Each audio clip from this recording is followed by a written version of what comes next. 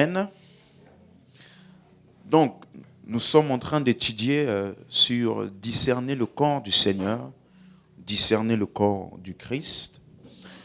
Et notre texte de base, c'est 1 Corinthiens chapitre 11, à partir du verset 29. Car celui qui mange et boit sans discerner le corps du Seigneur, mange et boit un jugement contre lui-même. Verset 30.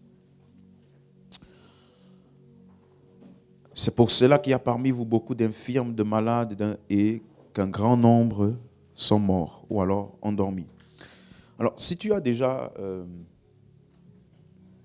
si tu n'es pas nouveau converti, tu as déjà sûrement entendu ce passage, quelqu'un t'a déjà mentionné ce passage, et il y a plusieurs personnes qui utilisent ça pour dire que dans l'Église, on doit avoir ce que la Bible appelle la Pâque, c'est-à-dire le pain sans levain et la coupe, et les coupes plutôt. Et d'autres poussent encore plus loin à cause du verset 30 en disant qu'il y a une puissance de guérison dans ça. N'est-ce pas? Alors, c'est dans ce cadre-là on est en train d'étudier. Et jusqu'ici, en fait, nous avons vu que le terme « le corps du Seigneur » au verset 29, ça fait référence aux croyants et aussi à ce qui se passe lorsque nous nous réunissons. Voilà pourquoi, avant d'arriver au verset 29, il avait déjà dit au verset 17, en donnant cet avertissement, « Ce que je ne loue point, c'est que vous vous assemblez, non pour devenir meilleur, mais pour devenir pire. » Dans le contexte de ce qu'il est en train de traiter, c'est ce qui se passe lorsque nous nous assemblons. Et le but de nos rassemblements est censé nous faire devenir meilleurs. Verset 18. Et d'abord, j'apprends que lorsque vous vous réunissez en assemblée, il y a parmi vous des divisions, et je le crois en partie la suite, car il faut qu'il y ait des sectes parmi vous, afin que ceux qui sont approuvés soient reconnus comme tels au milieu de vous. Amen. Et donc, on a vu que dans cette église, ce qu'on appelle les sectes, c'est plusieurs types de croyances divergentes par plusieurs groupes de personnes. Quelqu'un se rappelle de ça? On a bien pris le temps d'étudier ça vendredi. J'espère que vous avez pris le temps de réécouter l'enseignement de vendredi parce que aujourd'hui, je vais avancer un tout petit peu. J'ai reçu la conviction de rester un peu plus dessus. Je voulais pousser plus, mais je vais rester un peu plus sur les choses que j'ai dites vendredi pour mieux établir ça. Donc, verset 20. Lors donc que vous vous réunissez, ce n'est pas pour manger le repas du Seigneur, la suite, car quand on se met à table, chacun commence par prendre son propre repas, et l'un a faim, tandis que l'autre est ivre. Donc on a commencé à voir que ce qu'on appelle le repas du Seigneur, c'est un moment dans lequel chacun peut manger son repas, c'est ça? Donc ça veut dire que ça ne parle en aucun cas de ce que les gens appellent la Sainte Seine. Parce qu'ici, il dit que dans ce moment du repas du Seigneur, il y en a qui mangent leur propre repas. Donc ça veut dire que c'est un moment où les gens ont ramené leur repas. Quelqu'un suit? Est-ce que vous êtes d'accord dans ça? Donc ça veut dire que ici, il est en train de traiter leur attitude dans ces moments où les croyants, ils se réunissaient, ils mangeaient et buvaient ensemble. Et il disait donc que dans ces moments-là, au lieu que chacun puisse se soucier de l'autre pour s'assurer que tout le monde ait eu à manger, ils disent l'un a faim tandis que l'autre est ivre. En d'autres termes, ça veut dire, ça montre clairement que dans ces moments-là, tout le monde était censé, donc en tout cas les gens ramenaient un repas et on réunissait tout ça pour faire une distribution commune pour que chacun ait au moins quelque chose à manger. Mais il dit qu'à cause de la situation dans l'église, oui, vous vous rappelez du contexte, on a vu qu'il y avait des divisions, il y avait des clans, chacun vivait pour lui-même, d'accord? Et donc à cause de ces factions, de ces sectes qu'il y avait au milieu d'eux, ça se voyait maintenant à ces moments de partage-là, où l'un peut avoir faim, tandis que l'autre est rassasié. Est-ce que vous voyez? Donc jusqu'ici, il ne parle pas de la Sainte Seine, il ne parle pas de la Pâque. Le contexte de ce qu'il est en train de traiter, c'est ce qui se passe, leur attitude dans un moment spécifique des rassemblements. Dis amen si tu suis. Verset 22, maintenant, il continue. N'avez-vous pas des maisons pour y manger et boire? Donc quand tu vas voir manger et boire, ne pense pas directement d'abord à la Sainte Seine ou à la Pâque. Non, il y a déjà un contexte dans lequel les gens sont en train de manger et boire, dans ce qu'il est en train de traiter. OK? Ou méprisez-vous l'Église de Dieu, ne faites-vous honte à ceux qui n'ont rien. Vous voyez maintenant? Ceux qui n'ont rien, ça veut dire que dans ces moments-là, il y en avait qui n'avaient pas de quoi manger. Donc le but, c'était que chacun puisse réunir tous ceux qui ont, pour qu'on puisse partager équitablement avec aussi ceux qui n'en ont pas. Est-ce que c'est clair? Que vous dirais-je, vous louerai-je, en cela je ne vous loue point. Donc, Paul ici adressait ou traitait l'égoïsme qu'il y avait les uns envers les autres. Et cela, ça se manifestait, ça se voyait lorsqu'ils ne se souciaient pas des autres quand ils mangeaient leur repas. De telle sorte qu'il y en avait qui étaient rassasiés et ivres et d'autres étaient affamés. Donc, le mot, revenons au verset 21, verset 20, pardon. Le mot repas du Seigneur, on a vu, c'est le mot grec, le mot repas, c'est le mot grec deipnon. Deipnon. Ça veut dire, ça parle d'un repas tardif, c'est-à-dire après l'après-midi. D'accord? Ce n'est pas le déjeuner. Donc, c'est souvent utilisé pour les banquets. Lorsqu'il y a un banquet ou une fête, un festin qui est organisé, et les gens se réunissent pour manger pour cette occasion-là. C'est souvent utilisé dans ce sens-là. Et donc, c'est un repas qui est pris le soir ou après l'après-midi. Donc, ce qu'on appelle aujourd'hui le dîner ou le souper ou le déjeuner. Quelqu'un avec moi? Ce n'est jamais utilisé dans les Écritures pour la Pâque. Voyons quelques textes rapidement. Matthieu 23, verset 6. Ils aimaient, donc en parlant des pharisiens, Matthieu 23, verset 6. Oui, frère, j'ai fait quelques modifications, donc sois diligent avec moi. Amen, hein? Gloire à Dieu. Matthieu 23, verset 6. Ils aiment la première place dans les festins et les premiers sièges dans les synagogues. Donc Jésus parle des pharisiens. Dans les festins. C'est ça le mot deipnon. Donc les festins, c'est les moments où les gens se réunissent pour manger. D'accord? Même chose dans Marc, chapitre 6, verset 21, pour l'anniversaire de Hérode. Marc, chapitre 6, verset 21. Cependant, un jour propice arriva, lorsque Hérode, à l'anniversaire de sa naissance, donna un festin. Vous avez vu? Il donna un festin à ses grands, aux chefs militaires et aux principaux de la Galilée. On peut éteindre ça? Il faut débrancher carrément parce que ça va faire sauter le...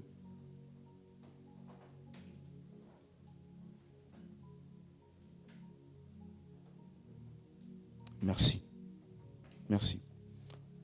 Non, c'était le festin qui était organisé à l'anniversaire de Hérode. On est ensemble? Donc, c'est ce qu'on appelle aujourd'hui les fêtes d'anniversaire, non? Quand les gens viennent en fête d'anniversaire, là, ils viennent pour faire quoi, en réalité? Merci. Tu es avec moi? Donc, en vérité, c'est ça qu'on appelle le souper ou le repas. Même chose dans Luc chapitre 14, verset 12. Il dit aussi à celui qui l'avait invité, donc ça c'est la parabole de Jésus qui parle la parabole du souper qui est organisée par le roi. Il dit, lorsque tu donnes à dîner ou à souper, non pardon, ça c'est après qu'il va donner la parabole. Ici, il dit lorsque tu donnes à dîner ou à souper. C'est ça le même, c'est le même mot deipnon. N'invite pas tes amis, ni tes frères, ni tes parents, ni des voisins riches, de peur qu'ils ne t'invitent à leur tour et qu'on ne te rende l'appareil. C'est ça le mot souper deipnon. Même chose, verset 16. Là, maintenant, Jésus a donné la parabole. Et Jésus lui répondit, un homme donna un grand souper. Il invita beaucoup de gens. Vous voyez la même terminologie. C'est un moment où on invite des personnes, ou alors il y a plusieurs personnes qui sont réunies dans un lieu et ils partagent un repas ensemble. Généralement, ça se fait le soir. Dis amen si tu es avec moi. Il donna un souper. Verset 17. Il a même une heure. À l'heure du souper, il envoya ses serviteurs dire aux conviés, venez car tout est déjà prêt. Donc le souper, c'est le repas du soir. D'accord? Est-ce que c'est clair maintenant? Même chose dans Jean chapitre 12, verset 2. Là, on lui fit un souper. Jean 12, verset 2. Là, on lui fit un souper. Marthe servait. D'accord? Et Lazare était un de ceux qui se trouvaient à table avec lui. Donc c'est aussi le moment où on est tous réunis autour d'une table pour manger. Quelqu'un comprend? C'est clair pour tout le monde? Donc, on va lire rapidement pour les autres textes. Jean, chapitre 21, verset 20. Jean, chapitre 21, verset 20. Pierre s'étant retourné, vit après eux le disciple que Jésus aimait, celui qui, pendant le souper, s'était penché sur la poitrine de Jésus et avait dit, « Seigneur, qui est celui qui te livre ?» Dernier texte, Apocalypse 19, verset 9. Apocalypse 19, verset 9. Donc je prends chacun de ces textes pour que vous compreniez que c'est dans 1 Corinthiens 11 que ça même traduit repas. Mais dans la majorité des textes, c'est traduit soit dîner, soit souper, soit festin. D'accord? Ici, la parabole des noces de l'agneau, il dit, l'ange me dit, écris, heureux ceux qui sont appelés au festin des noces de l'agneau. Et il me dit, ces paroles sont les véritables paroles de Dieu, le festin des noces de l'agneau. Amen. Et c'est une parabole figurative. Dis amen. Non, on n'a pas en train de dire que à la fin des temps, Jésus va venir t'offrir un repas et puis tu vas manger. S'il vous plaît, hein? Amen. Donc, verset 17. Et je vis, verset 17, je vis un ange qui se tenait dans le soleil et il cria d'une voix forte, disant à tous les oiseaux qui volaient dans le milieu du ciel, venez, rassemblez-vous pour le grand festin de Dieu. Vous voyez, le mot festin de Dieu. Qu'est-ce qu'on fait dans ce festin? Verset 18, afin de manger la chair des rois et tout le reste. Donc, est-ce qu'on est d'accord que quand Paul parlait du repas du Seigneur, le repas du Seigneur, quand vous vous réunissez, ce n'est pas pour manger le repas du Seigneur, ou alors le festin du Seigneur, ou alors le dîner du Seigneur, ou alors Donc ça parle simplement de lorsque les gens se réunissent ensemble pour manger le soir. Dans le langage d'aujourd'hui, c'est ce qu'on appelle le festin, le dîner ou même le déjeuner. Amen. Donc souper veut dire venir manger avec les autres comme lors d'un festin ou d'un dîner. C'est clair? Donc, qu'est-ce que Paul a appelé le repas donc, du Seigneur ou le souper du Seigneur? On peut déduire que ce sont les moments lorsque l'église de Corinthe, ils se réunissaient le soir et que lors de ces rassemblements-là, les croyants partageaient de la nourriture et des boissons les uns avec les autres comme étant une démonstration d'amour les uns pour les autres. C'est clair? C'est ça qu'on a appelé, aujourd'hui dans toutes les églises, maintenant, une grande partie des églises, c'est ça qu'on appelle agapé. N'est-ce pas? Et tu vas voir ça dans Jude chapitre 1, verset 12. Jude 1, verset 12. Ce sont des écueils dans vos agapés. OK? Et ce mot agapé là est traduit dans la version Semeur par repas communautaire. Dans la version Semeur, leur présence trouble vos repas comment? Communautaires. Dans la version Martin, c'est les repas fraternels. Non, ça c'est Nouvelle Bible, c'est ça, repas fraternel. Dans la version Martin, c'est repas de charité. Donc, le sens, ce sont des repas, ce n'est pas juste parce qu'on mange. C'est le fait que ce moment de partage-là est un moment de démonstration de notre amour les uns pour les autres, puisque nous sommes conscients que nous appartenons tous au même corps, qui est le corps du Seigneur. Quelqu'un comprend maintenant? Donc, c'est un moment où nous démontrons l'amour que nous avons pour le corps du Seigneur. Parce qu'en venant manger, en faisant à manger pour ce jour-là, on ne fait pas manger que pour nous. On ne mange pas que notre repas à nous. Non, on prend le temps de s'assurer que tout le monde ait de quoi manger. Quelqu'un avec moi jusqu'ici? Donc c'est pour cela que ça s'appelait repas du Seigneur ou repas agapé ou festin de charité. Donc ça peut être considéré comme une démonstration d'amour. Parce que nous sommes conscients que nous devons prendre soin du corps du Christ ou du corps du Seigneur.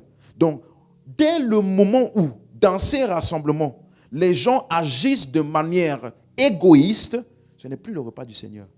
Pour te montrer que ce n'est pas juste le fait de manger qui fait qu'on appelle ça repas du Seigneur. On appelle ça repas du Seigneur parce que l'attitude est une démonstration d'amour en considération du corps du Seigneur auquel nous appartenons tous. Donc, Paul dit, quand vous vous rassemblez, revenons en Corinthiens 1, verset 20, 11, verset 20, 1 Corinthiens 11, verset 20, lorsque vous vous réunissez, ce n'est pas pour manger le repas du Seigneur. Il n'a pas dit, quand vous vous réunissez, vous ne mangez pas. Vous vous réunissez et vous mangez.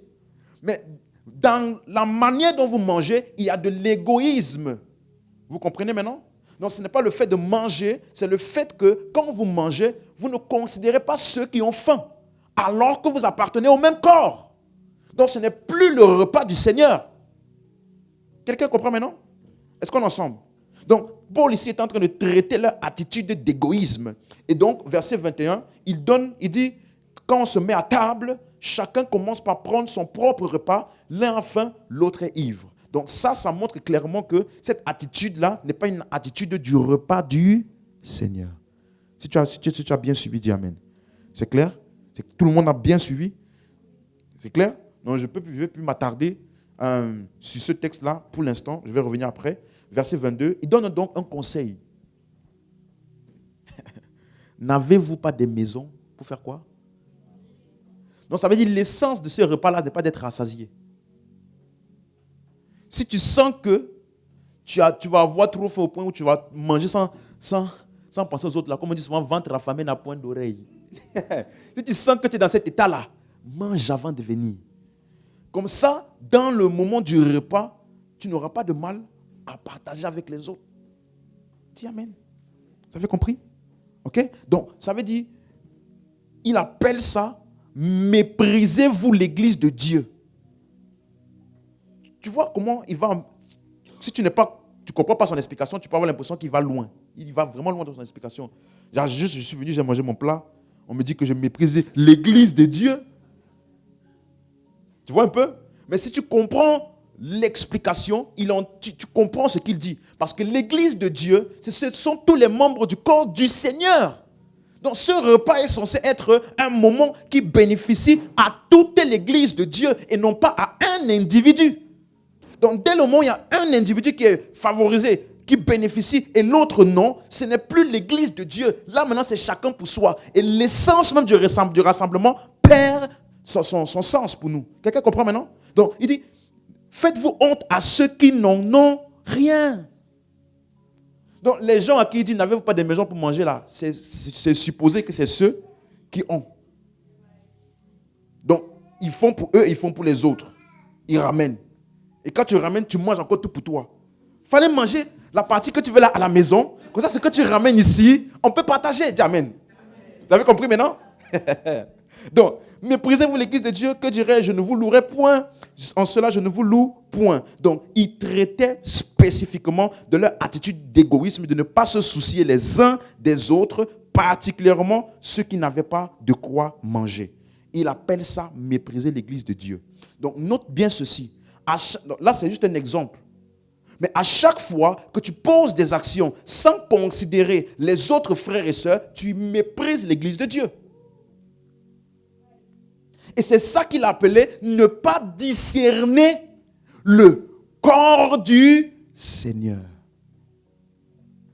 Donc, tu es d'accord avec moi que si on va directement au verset 29, sans même avoir besoin de commencer, pourquoi il a mentionné la Pâque, manger le corps, tout ça là. Juste si tu comprends comment il explique, regardez ce qu'il dit, car celui qui mange et boit indignement, sans discerner le corps du Seigneur. Mais il suppose que tu as compris qu'est-ce qu'il appelle le corps du Seigneur, qui est l'église de Christ, qui est les frères et les sœurs dans lesquels nous sommes tous unis les uns avec les autres. Donc quand tu manges ton plat et tu manges ton repas et tu bois tes boissons sans se soucier des autres, tu as mangé et tu as bu sans discerner le corps du Seigneur.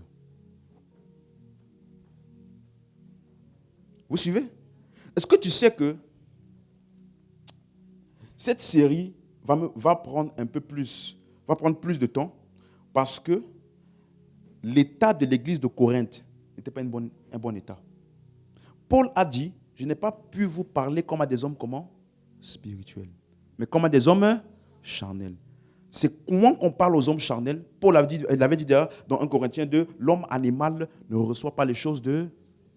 Donc, il ne pouvait pas leur parler avec le langage spirituel directement. Il était obligé d'utiliser un langage symbolique, utiliser des choses auxquelles ils étaient familiers, comme Jésus faisait dans les 4 évangiles, n'est-ce pas? Il savait qu'il y avait beaucoup d'agriculteurs. Donc, dans ses paraboles, il utilisait beaucoup l'agriculture. Le royaume de Dieu est semblable à un champ.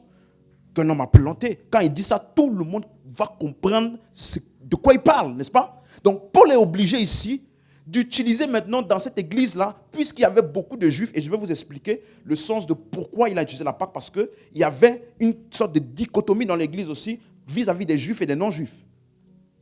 Vous me suivez? Donc, il est obligé d'utiliser ça pour expliquer l'amour fraternel. Vous suivez maintenant? Non, mais on va entrer dans ça. Mais ici, il dit clairement que celui qui mange et boit sans discerner le corps du Seigneur, mange et boit quoi? Un jugement contre lui-même. Maintenant, tu comprends, ça veut dire quoi? Tu as mangé et bu, et le fait que tu as mangé et bu a porté préjudice à quelqu'un d'autre, qui est du même corps que toi. Donc, tu as porté préjudice à qui? On n'a pas dit, si tu manges ça, en rentrant le soir, tu vas voir AVC. Parce que tu as mangé la Sainte Seine sans avoir été préparé. Et je dis souvent aux personnes, Jésus, lorsqu'il avait participé à la Pâque avec ses disciples, la dernière Pâque, il avait bien dit, voici mon corps et voici mon sang qui est versé, pour la rémission des... Donc c'est censé être la solution, pourquoi? Maintenant on te dit, toi, tu ne peux pas manger ça si tu as péché. Si tu as péché, il ne faut pas manger. Il faut d'abord t'examiner. Est-ce que tu t'es bien repenti? Donc, ça veut dire que ça, là, ne sert à rien. Normalement, c'est quand j'ai bien péché, là, que je dois manger ça. Ou bien, puisqu'il disait, la coupe, là, c'est pour symboliser mon sang qui a été versé pour la rémission des... Donc, plus je bois ça, là, je me rappelle, oh, vraiment, oui, heureusement son sang a été versé pour moi, hein. Mais on te dit que si tu bois ça en ayant péché, tu vas mourir. Ça montre que non seulement le sens même de cette pratique n'a pas été compris par la personne qui dit ça, et deuxièmement, ça montre que la chose qui a été accomplie n'a pas été comprise. Est-ce que jusqu'ici, quelqu'un avec moi? Est-ce qu'on est ensemble? Voilà pourquoi il dit maintenant verset 30. Si tu comprends ça, tu vas comprendre ça. C'est pour cela qu'il y a parmi vous quoi? Beaucoup et qu'un grand nombre sont. Pourquoi? Insouciance. S'il y a un frère là-bas qui a attrapé une maladie, qui a attrapé quelque chose, personne ne se soucie. Parce que la Bible dit, quelqu'un parmi vous est-il malade, qu'il fasse quoi? Qu'il appelle qui? Maintenant, s'il est en palabre avec tout le monde, et qu'il n'est pas du clan, puisqu'il y a des divisions, il va appeler qui?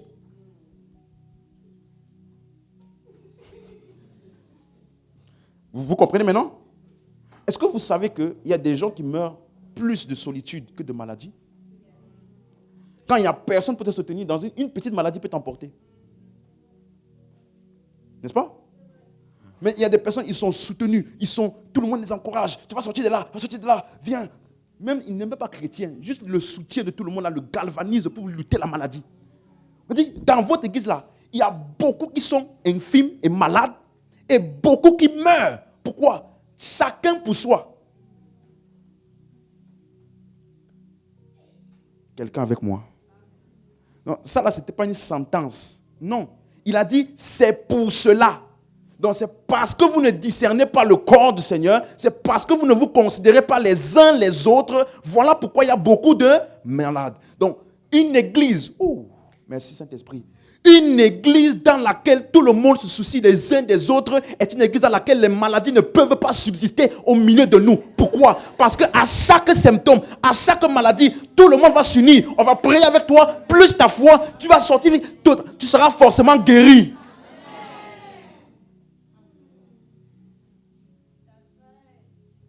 On a dit, c'est pour ça qu'il y a beaucoup d'infirmes.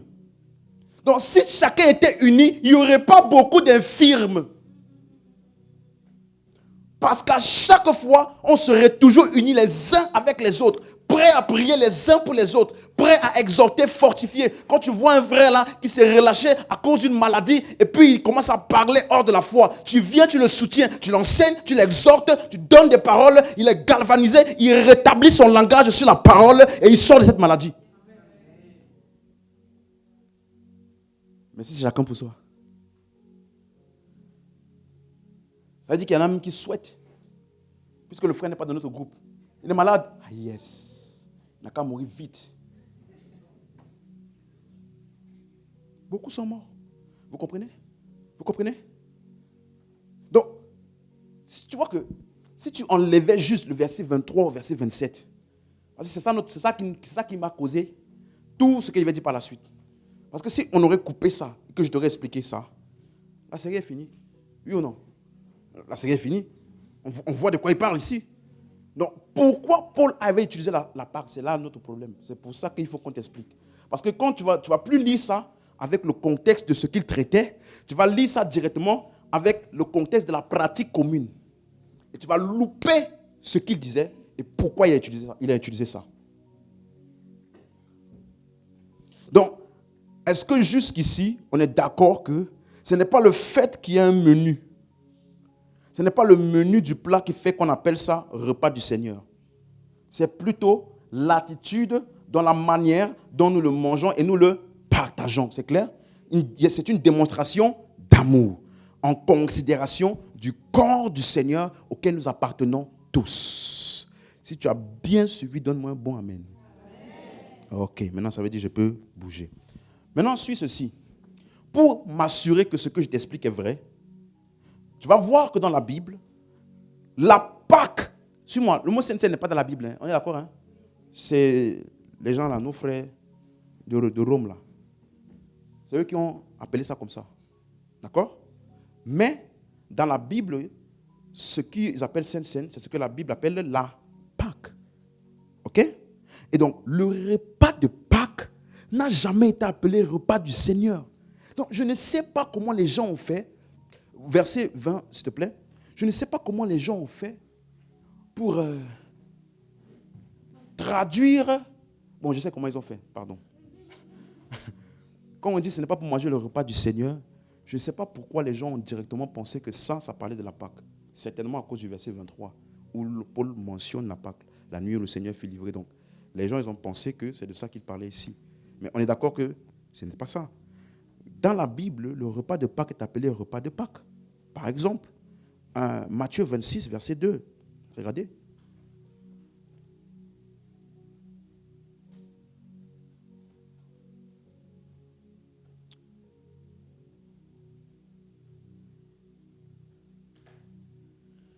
Ok. Avant de lire, le repas de Pâques, suivez-moi, n'était pas comme les agapés, ou bien ce qu'on appelle le repas du Seigneur. Parce que le repas de Pâques avait une préparation spéciale.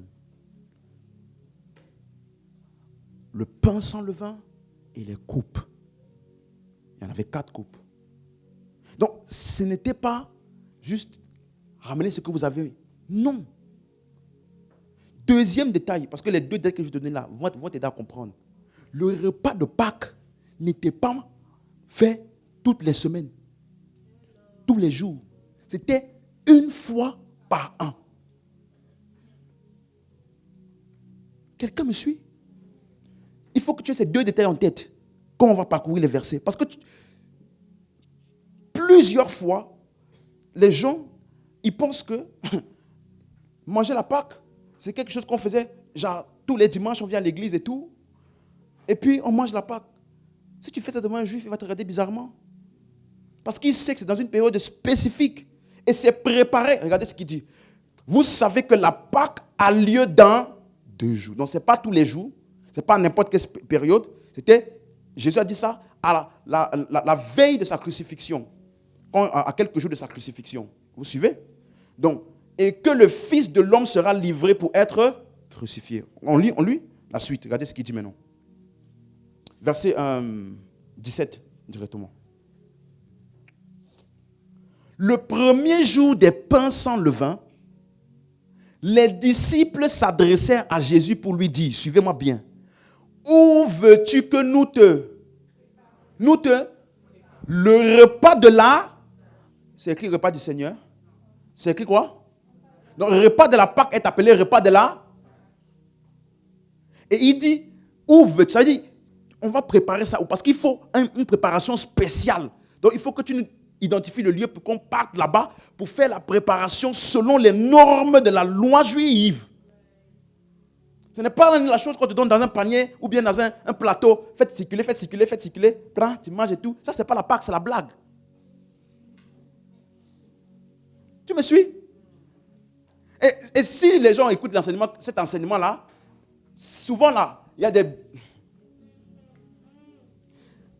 il y a des églises qui ont des partenariats avec des boulangeries, avec des entreprises de fournissage de ces choses-là. Donc quand tu prêches ça là, tu gâtes le business. Il ne faut pas penser qu'ils sont juste en train de défendre ça parce que c'est biblique. Hein. Il y a beaucoup de business. Tu sais le nombre de piscines qui ont été construites. Tu sais l'argent qui a été investi pour construire. Il y a des églises dans lesquelles il y a un coin spécial là-bas où c'est une piscine. Ça veut dire la piscine baptistère. Donc quand quelqu'un te dit, oh le baptême c'est unique. Quand tu crois en Jésus, tu dis quoi? Tu sais l'investissement qu'on a fait, ce qu'il y a derrière là-bas là? Tu sais combien ça nous a coûté? Seulement la foi en Christ. Venez vous faire baptiser ici.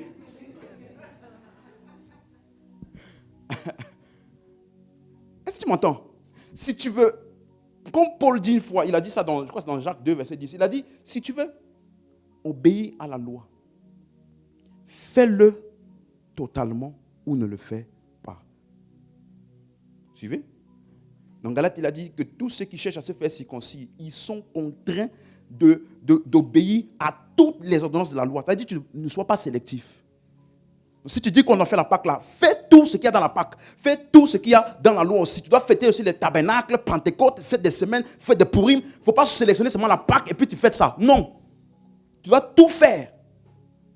Quelqu'un avec moi? Donc, ici, c'est un repas spécifique. Verset 18. Il répondit, allez à la ville chez un tel et vous lui direz, le maître dit, mon temps est proche, je ferai chez toi la Pâque avec mes disciples. La suite, les disciples firent ce que Jésus leur avait ordonné et ils préparèrent la Pâque. Donc la Pâque a une préparation spéciale.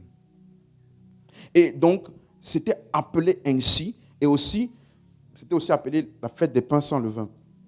Dans Luc 22, verset 1, on a vu que les deux sont appelés pareil. La fête des pains sans levain, appelée aussi la Pâque. D'accord? Parce que dans la loi, c'était à un jour de différence les deux fêtes. Donc, c'était fait simultanément. Est-ce qu'on est ensemble?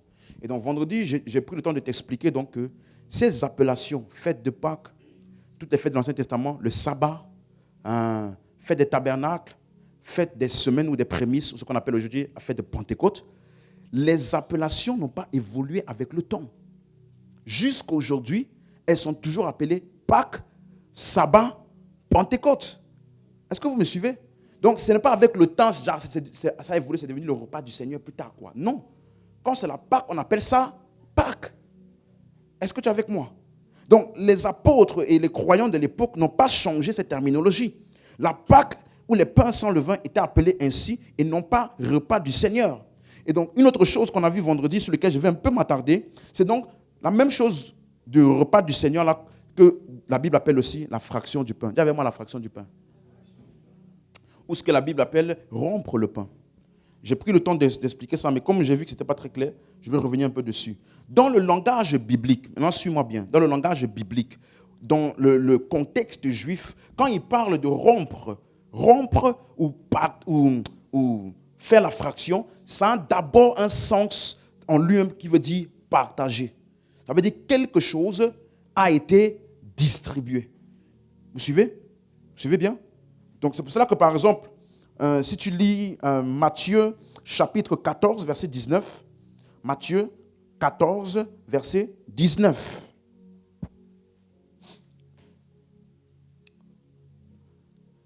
Lors de la multiplication des pains, n'est-ce pas? Est-ce qu'au moins on est d'accord que ce n'était pas la multiplication des pains sans levain? Hein? Donc il ne parlait pas de la Pâque ici. Mais regardez ce qu'il dit. Il fit asseoir la foule sur l'herbe, quand Jésus allait faire le miracle de la multiplication des pains. Puis il prit les 5 pains et les 2 poissons. Tu es d'accord? Suis-moi bien. Donc il y avait 5 pains et combien? 2 poissons. Tout le monde a bien lu. Il n'y avait pas de pain sans levain. C'était des pains, ou ce qu'on appelle des baguettes aujourd'hui, et du poisson. C'est les deux là. Levant les yeux vers le ciel, suis-moi bien. Il rendit grâce. Puis il rompit les pains et les donna aux disciples qui les distribuèrent à la foule. Donc, tu vois que quand on emploie le terme rompre le pain ou rompre, ça montre que ça veut justement faire, mettre en exergue le fait que la chose a été partagée à plusieurs. Quelqu'un suit? Laissez-moi voir quelque chose ici. Parce que, voilà, j'ai une question. Suivez-moi bien. Qu'est-ce qui a été partagé? Comment on a appelé ça?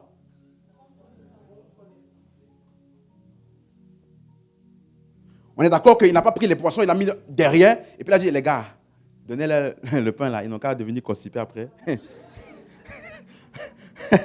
On est d'accord que ce n'est pas ce qu'il a fait, n'est-ce pas? Il a partagé tout. Mais on a appelé ça quoi?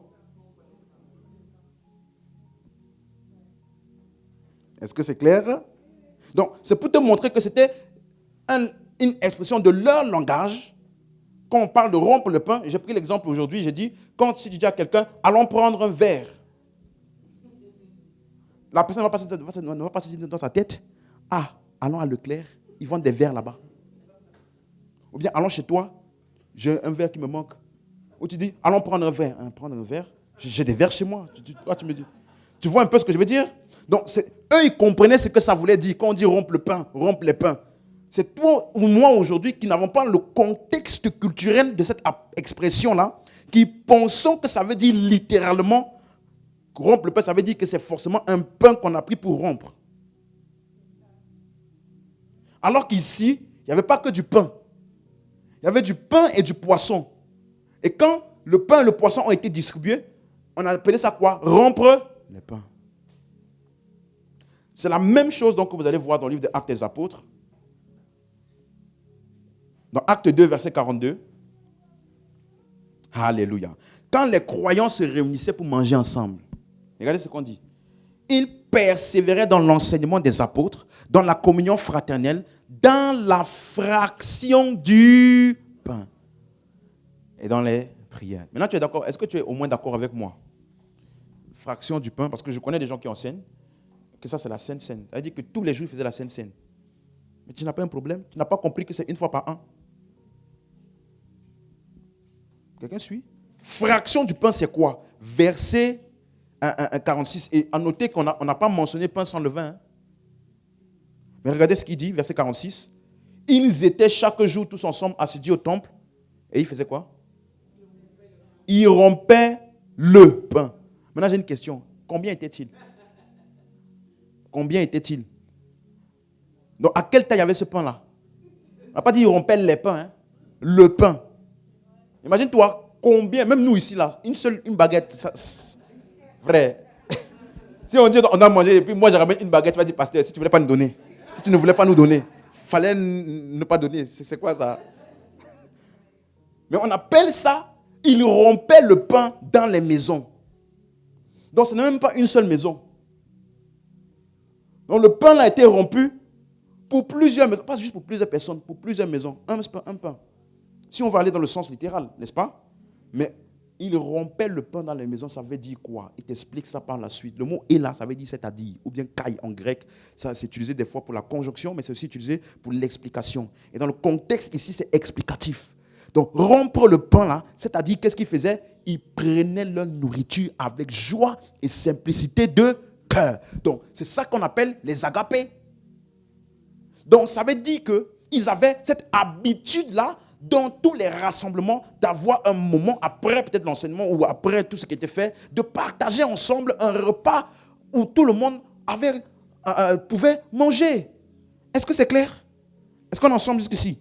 Donc, fraction du pain ou rompre le pain, c'était de la nourriture normale que chacun amenait pour partager afin d'établir bien parmi nous l'amour et le soin les uns pour les autres. Alors que le pain pour la Pâque, c'est le pain sans levain. C'est un pain spécifique. Alléluia. Et je réponds à ce que j'ai dit. Ce n'était pas manger tous les jours, la Pâque. Alors qu'ici, on te dit, ils étaient quand? Chaque jour. Donc, fraction du pain ou rompre le pain n'a rien à voir avec la Pâque. Si tu es encore avec moi, donne-moi un bon amen. Donc, ce n'était pas manger tous les jours, la Pâque. C'était manger à des moments, une fois par an, à une période bien spécifique. Donc, cette pratique-là, d'où on se réunissait pour manger, était même quelque chose qui était fait tellement régulièrement. Dans Acte 6, verset 1, il y a même commencé à avoir des plaintes. Regardez, Acte 6, verset 1. En ce temps-là, vous suivez bien, le nombre des disciples faisait quoi? Augmentant, les hellénistes murmurèrent contre les Hébreux parce que leurs veuves étaient négligées dans la quoi? Dans la distribution qui se faisait chaque jour. Vous voyez? C'était quelque chose d'habituel parmi eux. Et donc les disciples, verset 2, les 12 convoquèrent la multitude des disciples et dirent, il n'est pas convenable que nous laissions la parole de Dieu pour faire quoi? Servir aux tables. Donc les distributions là, ça faisait où? C'était servir aux tables pour que les gens puissent faire quoi? Manger. Donc c'est ça, rompre le pain. C'est ça, la pratique du repas du Seigneur dans les rassemblements. Et c'est ça, la fraction du pain qui était pratiquée dans l'église locale. Et c'était fait tous les jours. N'oublie pas. Tous les jours. Alors que, regardez le verset 1. Parce que les veuves étaient négligées dans la distribution qui se faisait quand? Est-ce qu'on mange la Pâque chaque jour? Des gens ont déduit que quand Jésus a dit, faites ceci en mémoire de moi, ça voulait dire maintenant, non, ça voulait dire continuer, n'est-ce pas, dans la tête de certains. Mais supposons même que Jésus disait de continuer. À quelle fréquence est-ce que lui-même et les disciples mangeaient ça? À quelle fréquence? Donc, supposons même qu'il disait, faites ceci en mémoire de moi. Ça voulait dire quoi? Chaque année, à la période de Pâques, continuez à faire ça en mémoire de moi. C'est ça, n'est-ce pas? Mais à quelle fréquence mangeons-nous ça aujourd'hui? Il y a même des gens qui donnent des enseignements pour dire, tu dois manger la Sainte Seine tous les jours, même s'il n'y a pas culte, parce que ça préserve ta santé. Frère, tu veux préserver la santé? Va voir un diététiste, nutritionniste, il va te donner les bons plats à manger. Pas Sainte Seine. Sainte Seine là, ça ne te rassasie même pas. On ne sait même pas si tu as mangé ou pas, ça ne fait rien en toi. Tu veux garder une bonne santé, laisse Sainte Seine. Va voir un bon nutritionniste, il va t'aider à donner les bons repas que tu peux manger tous les jours. C'est elle qui a dit, c'est pas moi. Amen, hein? Quelqu'un me suit maintenant bien? Donc, tu vois, le but quand j'enseigne ce genre de choses, ce n'est pas tant que ça pour montrer que les autres ne font pas bien. C'est pour, je vous ai dit, quand tu sers Dieu, ton intelligence doit être impliquée. Il faut qu'on arrête seulement de faire des choses parce que tout le monde fait. Et le jour où quelqu'un dit le contraire, rebelle, rebelle, rebelle. Frère, il faut oser penser, oser t'asseoir et réfléchir à pourquoi tu fais ce que tu fais, pourquoi tout le monde le fait, pourquoi on menace les gens à cause de ça, alors qu'il n'y a aucun incident dans toute la Bible où quelqu'un a mangé la Pâque, il est mort. Dans toute la Bible, alors que c'est devenu parole d'évangile dans nos églises. Pourquoi? Puis il y a des églises dans lesquelles moi j'étais allé à l'époque, quand on dit, prends la Sainte Seine aujourd'hui, le jour où tu as péché, parce que c'est souvent quand tu as péché la veille. Quand tu as péché il y a une semaine là, tu oublies, hein, de manger ça.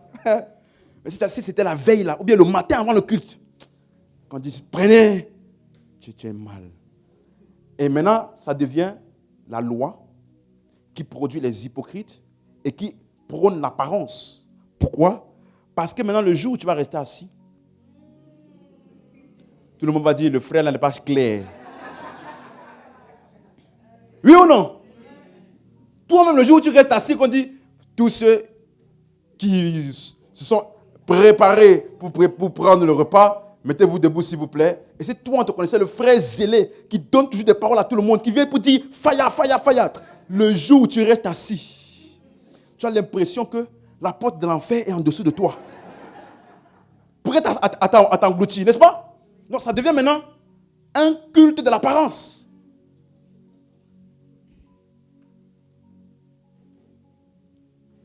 Pire encore, d'autres qui disent maintenant, si tu n'es pas baptisé par immersion, tu ne peux pas prendre la Sainte Seine. Ça là, pour moi, c'est le pire. Deux pratiques obsolètes, conditionnées les unes avec les autres.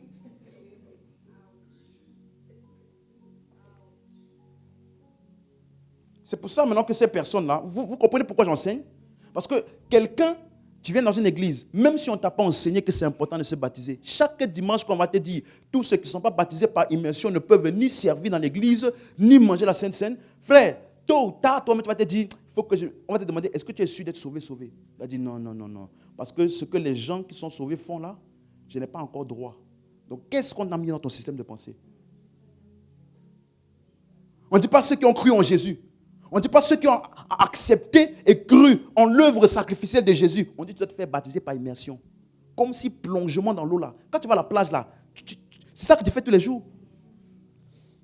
Donc si tu es dans une église, on te dit, si tu n'as pas fait baptême par immersion, tu peux manger la Sainte Seine. Ne te laisse pas embrouiller. Même si tu n'as pas fait le vrai baptême qu'eux ils font là. Si tu es déjà à la plage une fois ou à la piscine, tu as été baptisé. Tu as été baptisé. Laisse-moi te dire. Donc tu as les conditions qu'il faut pour servir et pour manger les choses là. Donne-moi la main. Tu me suis? On te dit que tu ne peux pas manger Sainte Seine. Mais quand on fait sortir de l'église pour aller à la piscine, tu es parmi eux. Tu vas faire quoi là-bas?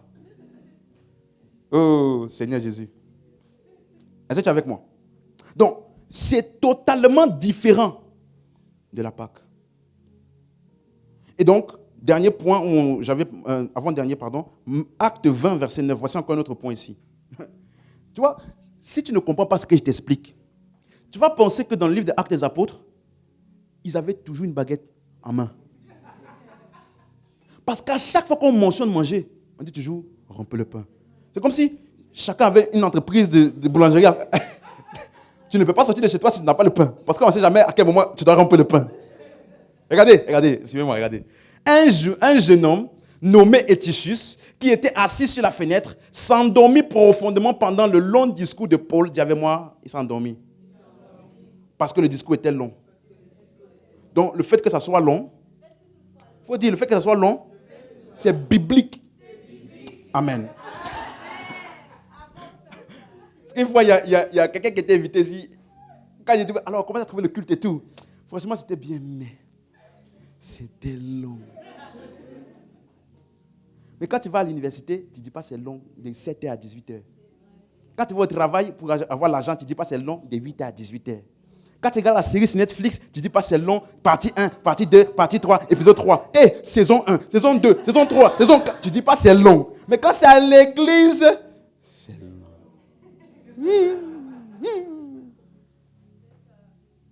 Quand tu vas au concert, tu oublies. Non, bissé. Tu ne dis pas c'est long. Mais quand on vient ici, dès que les dépasse, on commence à regarder la montre. Bref. Non. Suis-moi, il n'y a aucune chose dans laquelle tu es ancré qui n'a pas pris le temps. Il n'y a aucune chose dans laquelle tu es bien établi où on n'a pas pris le temps avec toi. Aucune chose. Tu me suis? Vous me suivez? Même l'influence que les réseaux sociaux ont sur toi ne peuvent pas avoir autant d'influence si tu ne passes pas du temps avec ça. Regarde les gens que ce qu'on dit sur les réseaux sociaux, ça les affecte beaucoup. Vous savez pourquoi? Ce sont que les gens, des personnes qui passent leur temps sur les réseaux. Il n'y a aucune chose qui est bien établie en toi pour laquelle tu ne donnes pas du temps. Oui ou non? Donc tu vois que c'est normal quand tu vas à l'église qu'on prenne du temps de t'enseigner. Quelqu'un qui t'enseigne vite fait ne t'aime pas. Il ne t'aime pas. Il ne veut pas que tu grandisses. Il veut juste que tu viennes. Il te dit 2-3 paroles là vite fait. Ouvrez votre Bible dans Matthieu 5:5. Oh, heureux les bénis seront bénis. Oh, amen. Je vois la bénédiction sur ta vie. Béni. Et puis l'église est finie.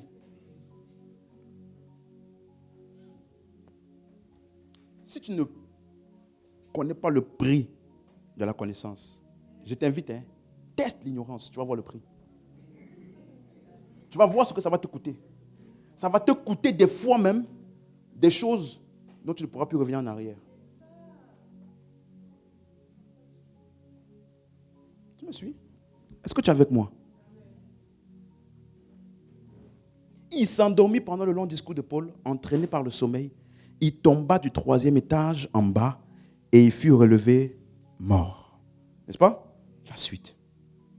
Mais Paul étant descendu, se pencha sur lui et le prit dans ses bras en disant, « Ne vous troublez pas, car son âme est en lui. » Ça, c'est un des enseignements ou des choses avec lesquelles j'ai appris certaines compréhensions sur la résurrection des morts.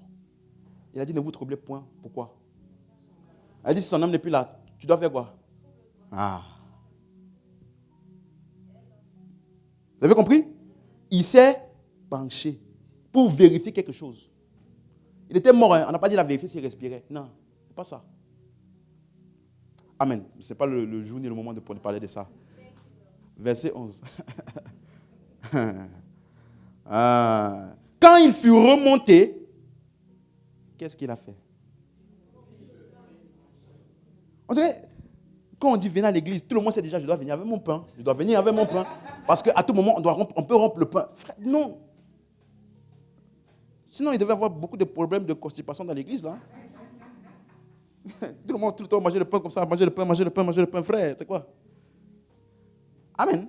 Donc, il rompit le pain, il mangea, et il parlait encore un peu le temps jusqu'au bout, après quoi il partit. Donc, ça veut dire que ce qu'on a donné ici à ce jeune homme qui avait été ressuscité, on a appelé ça rompre le pain. Donc, qu'est-ce que ça veut dire rompre le pain? On a pris de la nourriture qui était peut-être par lui et on lui a donné, on lui a partagé. Mais ça ne veut pas dire que c'était une baguette. Je reprends. C'était de la nourriture. Quelqu'un vient de se ressusciter, tu donnes le pain, ce n'est pas la bonne nourriture. Donne quelque chose de plus consistant. Donc, je suppose que ce n'était pas le pain. Mais rompre le pain, j'ai dit, c'était une expression à laquelle tout cela, ils comprenaient bien ce que ça voulait dire. Alléluia. Dernier point, Luc 24, verset 29. C'est le passage qui a embrouillé certaines personnes vendredi dernier. Ici, c'est lorsque Jésus, il a rencontré les 2 disciples après sa résurrection sur le chemin d'Emmaüs. N'est-ce pas? On se rappelle? Au verset 24 et 25, 26, il a dit aux hommes sans intelligence dans le cœur, leur accroissent tout ce qu'ont dit les prophètes. Et puis, commençant par Moïse et par tous les prophètes, il leur expliqua dans toutes les Écritures ce qui le concernait. On est d'accord avec ça? Maintenant, la Bible dit que Jésus il voulait s'éloigner d'eux. Et donc, mais ils le pressèrent en disant, reste avec nous, car le soir approche, le jour est sur son déclin, et il entra pour rester avec eux. Tu es d'accord? Donc Jésus est entré avec eux, avec ces 2 disciples-là, chez eux. La suite. Maintenant, regardez. Pendant qu'il était à table avec eux, suis-moi bien. Il prit le pain, et après avoir rendu grâce, il le rompit et le leur donna. Beaucoup de personnes pensent qu'ici, c'était la Sainte Seine. Mais n'oublie pas, c'était après sa résurrection. Donc, la Pâque était déjà... Donc, ça ne peut pas être la Pâque. Et deuxièmement, tu n'accueilles pas des étrangers chez toi avec la Pâque. Ce n'est pas avec la Pâque que tu accueilles des invités et que tu les reçois. Non. Ça, c'est supposé être un étranger qu'ils ont vu en chemin, avec qui ils ont parlé et ils ont accroché à son message, à ce qu'il disait. Donc, ils l'ont reçu chez lui et ils lui ont offert à manger. Le manger que tu offres à un invité, ce n'est jamais la Pâque. Donc, c'était ni le jour de Pâques, ni le cadre de la Pâque. Donc, je t'ai dit, si tu lis ça là sans comprendre ce que je t'ai dit, tu vas penser que là-bas, là, il n'y avait pas de nourriture. Il y avait un seul menu dans le pays. Le pain. Tu viens manger à la maison? Oui. Là-bas, on ne demande pas, tu as quoi à manger? Non. On dit, il faut servir le pain. Vous comprenez maintenant? C'est clair maintenant? Donc, il faut bien comprendre que ça que Jésus a fait avec les 2 disciples-là qu'il a rencontrés sur le chemin, ça veut dire qu'il a simplement partagé ce qu'ils avaient. Ça pouvait être une baguette, hein? Je ne dis pas non. Mais ce n'était pas la Pâque. Maintenant, regardez, verset 41. Pour ceux qui veulent le contexte, après ça, Jésus, il a disparu quand ils l'ont reconnu. Ensuite, il a apparu maintenant aux 12 ou aux 11, quand ils étaient réunis, n'est-ce pas? Et maintenant, il a dit, c'est moi, touchez-moi, mettez vos mains, c'est moi, c'est moi. Et la Bible dit, comme dans leur joie, ils ne croyaient toujours pas, ils ne croyaient point encore, et qu'ils étaient dans l'étonnement, Jésus leur dit donc, avez-vous ici quelque chose à manger? J'ai une question. Avez-vous quelque chose à? Ça suppose qu'il n'y a pas que le pain dans le menu. Quelque chose. Donc, ça veut dire que voici ce qu'ils, dans leur culture, ce avec quoi on reçoit les gens là, ce n'est pas la Pâque. Parce que si c'était ça, ce qu'ils allaient lui servir ici, ça devait être quoi? Donc, il a demandé, il y a quelque chose à manger ici avec lequel vous pouvez me recevoir. Qu'est-ce qu'ils ont donné la suite? Il lui présentait quoi? Donc quand tu vois, ils ont rompu le pain. Ou bien Jésus avec les disciples sur le chemin d'Emmaüs, il est arrivé là-bas, il a pris le pain rompu avec eux. N'imagine pas que c'était le pain seulement. Ça aurait pu être n'importe quelle nourriture. Mais dans leur langage, ils appellent ça rompre le pain. Est-ce que, juste, c'est clair? Dans tous les cas qu'on a lus, à aucun moment tu n'as vu le pain sans levain, qui est ce qui est partagé dans la Pâque. Et la Pâque était préparée spécialement pour la célébration de la fête de Pâques et des pains sans levain, à un moment spécifique de l'année. Donc, si les gens interprètent rompre le pain comme étant la Pâque, ça veut dire que n'importe quel moment quand quelqu'un vient chez toi, tu prépares, tu dis, excuse-moi, je n'ai pas prévu que tu viennes. Je dois faire la préparation spéciale de la Pâque pour toi. Est-ce que ça a un sens? Donc, ça veut simplement dire que Jésus a simplement participé à ce que ses disciples mangeaient à ce moment-là. Tout simplement. Est-ce que c'est clair? Donc, chaque fois que vous allez voir rompre le pain, rompre le pain, rompre le pain, ça veut simplement dire que ce qui était disponible, la nourriture qui était là, a été distribuée ou partagée avec plusieurs. C'est ça qu'on appelle fraction du pain et c'est ça qu'on appelle le repas du Seigneur. Est-ce que jusqu'ici c'est clair pour tout le monde? Donc, dans le livre des Actes des Apôtres, quand on dit qu'ils persévéraient dans la fraction du pain, vous comprenez que ça veut dire quoi? Qu'ils avaient des moments où ils mangeaient ensemble, chaque fois qu'ils se réunissaient. Et c'est ça que Paul a appelé le repas du... Donc, est-ce que je peux dire sans me tromper que le repas du Seigneur et la fraction du pain, c'est la même chose? Mais fraction du pain peut être utilisée pour autre chose que les croyants. Mais le repas du Seigneur ne peut être utilisé que pour les croyants qui se réunissent pour manger. Vous suivez? Vous avez suivi? Quand on dit repas du Seigneur, ça veut dire que ce sont les croyants qui se sont réunis pour manger ensemble et partager le repas. Mais fraction du pain peut être aussi utilisée pour n'importe quel type de personne parce que c'était culturel. C'était ce qui était appelé dans leur manière lorsqu'il y avait quelqu'un qui était reçu avec de la nourriture ou bien quelque chose qui était partagé. Est-ce que c'est bien clair? Donc, la question, revenons donc dans 1 Corinthiens 11, verset 20. Alléluia. Lorsque vous vous réunissez, ce n'est pas pour manger le repas du Seigneur, la suite. Quand on se met à table, chacun commence par prendre son repas et l'un a faim, l'autre, tandis que l'autre est ivre, la suite. N'avez-vous pas des maisons pour y manger et boire, ou méprisez-vous l'église de Dieu et ne faites-vous pas honte à ceux qui n'ont rien? Que vous dirais-je, que vous louerai-je? En cela, je ne vous loue point. Maintenant, la question est, pourquoi a-t-il parlé de ça? Donc, vous avez vu le contexte de ce qu'il est en train de traiter, l'attitude qu'ils avaient dans ces moments de partage-là. Les uns ne pensaient plus aux autres. Chacun prenait ce qu'il voulait, son plat à lui, et ne se souciait pas si les autres avaient eu de quoi manger ou pas. Maintenant, suivez-moi. Pourquoi donc a-t-il mentionné à partir du verset 23 ça? Verset 23. Ça commence par quel mot? Dis avec moi, car. Ça veut dire que ce qu'il va dire ici est utilisé, suis-moi bien, pour expliquer ou illustrer ce de quoi il parlait plus tôt. Donc, il ne leur disait pas, faites ça. Ou pratiquez ça. Il utilisait ce qui était déjà fait dans leur culture juive.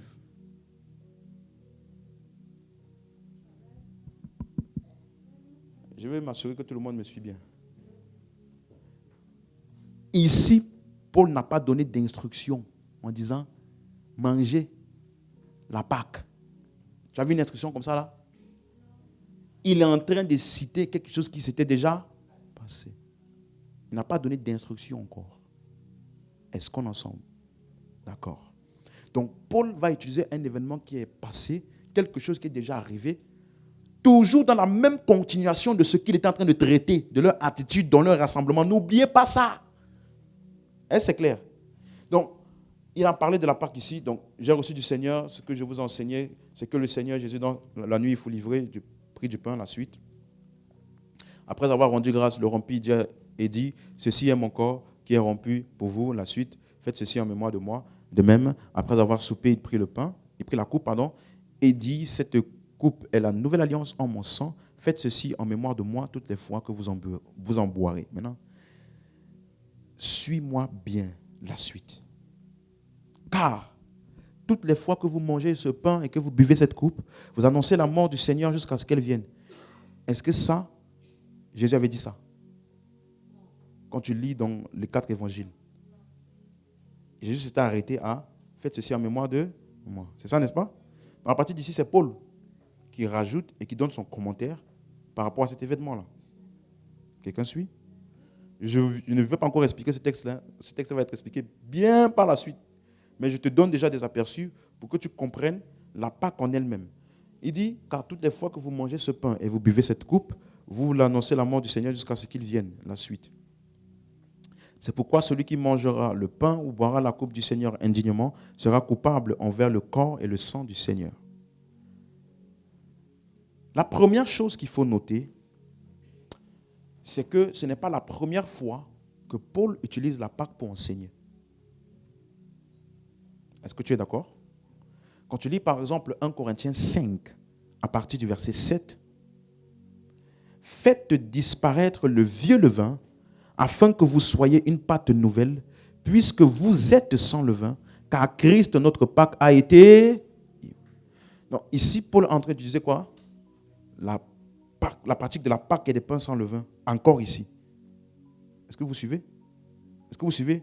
Donc, je vais vous montrer en fait dans les Écritures le fait que c'est utilisé, c'est une manière d'expliquer quand il y a des personnes qui n'ont pas une compréhension spirituelle véritable, on est obligé d'utiliser ce à quoi ils peuvent s'identifier pour leur communiquer certaines vérités.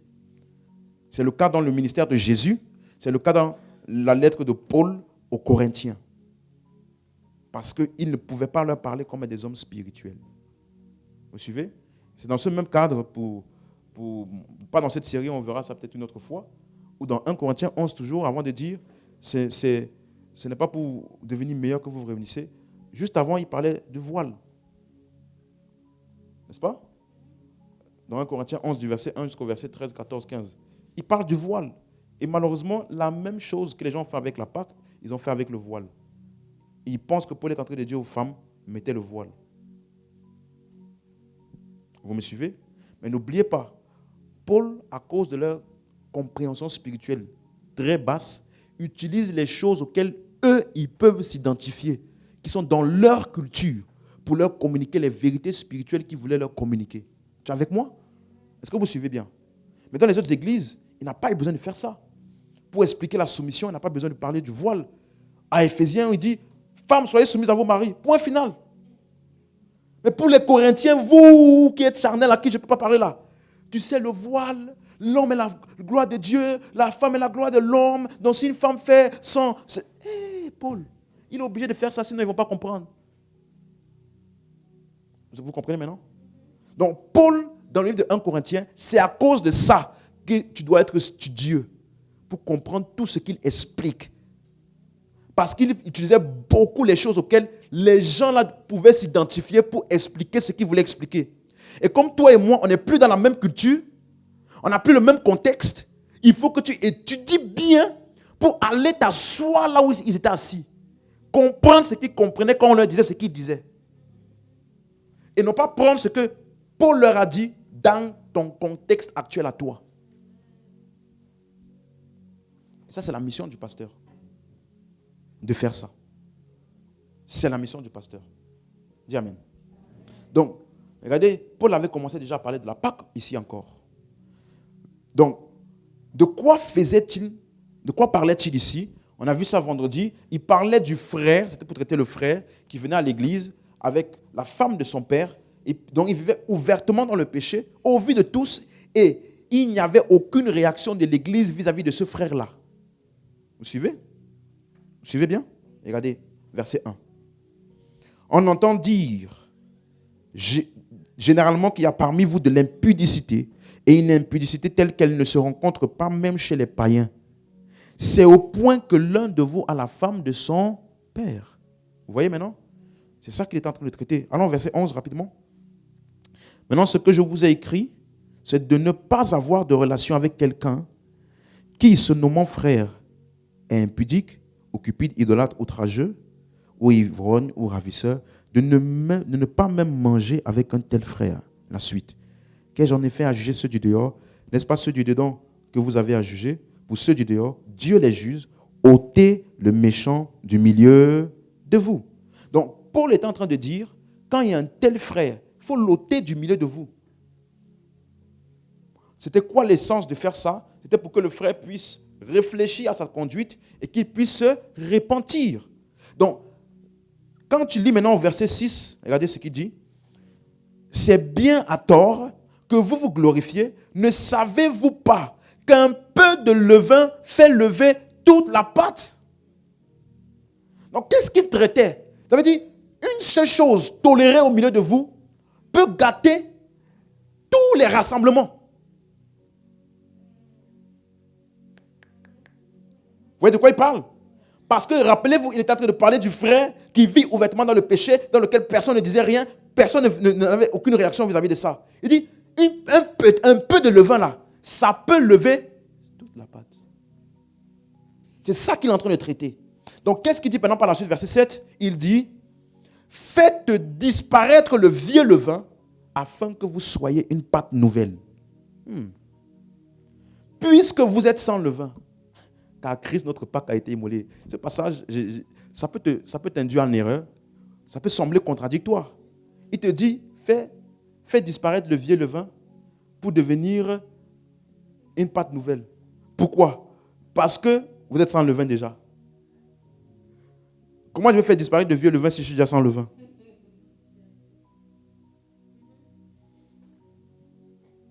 Vous voyez un peu? Faites disparaître. C'est comme si je t'ai dit, va chez le coiffeur. Fais disparaître les cheveux alors que tu es chauve. C'est comme s'il y a quelque chose qu'on... Il y a quelque chose qu'on doit toucher, n'est-ce pas?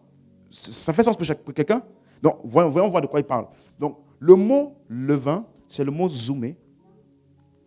C'est le mot zoumé en grec, ça veut dire fermenter. Et c'est utilisé dans la Bible pour symboliser le péché. Le péché. Donc, quand on parle du pain sans levain, ça parle d'un pain qui n'a pas de fermentation. Il n'y a pas eu de levure qui a fait gonfler la pâte. D'accord? Et donc, ça veut dire que le pain sans levain était pour symboliser, ou ça veut symboliser quelque chose qui est sans péché. Est-ce que vous suivez? Donc, c'est pour ça que c'est ça qui est utilisé dans la pratique de la Pâque. Donc, d'après l'explication de Paul ici, il se référait donc aux croyants. Suivez-moi bien maintenant. Il dit, puisque, on va commencer par là. Puisque vous êtes comment? Vous êtes comment? Pourquoi? Christ, notre Pâque, a été immolé. N'oubliez pas le contexte de la fête de Pâques. Bon, on verra ça un peu par la suite. Mais c'était lors le peuple devait sortir, le peuple d'Israël devait sortir d'Égypte, n'est-ce pas? Et il y avait le destructeur qui devait venir pour éliminer les premiers-nés. Et donc, tous ceux qui avaient le sang de l'agneau pascal sur les linteaux de leur porte devaient échapper au destructeur. N'est-ce pas? Donc, c'était un symbole du jugement du péché auquel on a échappé. Quelqu'un suit? Donc, ça veut dire que puisque Christ, notre Pâques a été immolé. Vous voyez maintenant? Ça veut dire que nous maintenant, nous sommes sans levain ou sans péché. En d'autres termes, sur la base du sacrifice de Jésus, nous sommes purifiés, sanctifiés. Donc ici, dans la deuxième partie du verset, il traite de notre nature qui découle de l'œuvre de Christ. Est-ce que quelqu'un suit bien? Donc, maintenant quand il dit faites disparaître le vieux levain, rappelez-vous, il est en train de parler du frère qui vivait ouvertement dans le péché. Donc il traitait de la conduite du frère. Donc puisque toi, tu es sans levain, tu es sans péché, démontre ça, démontre cette absence de péché qui est dans ta nature, démontre-la dans ta conduite.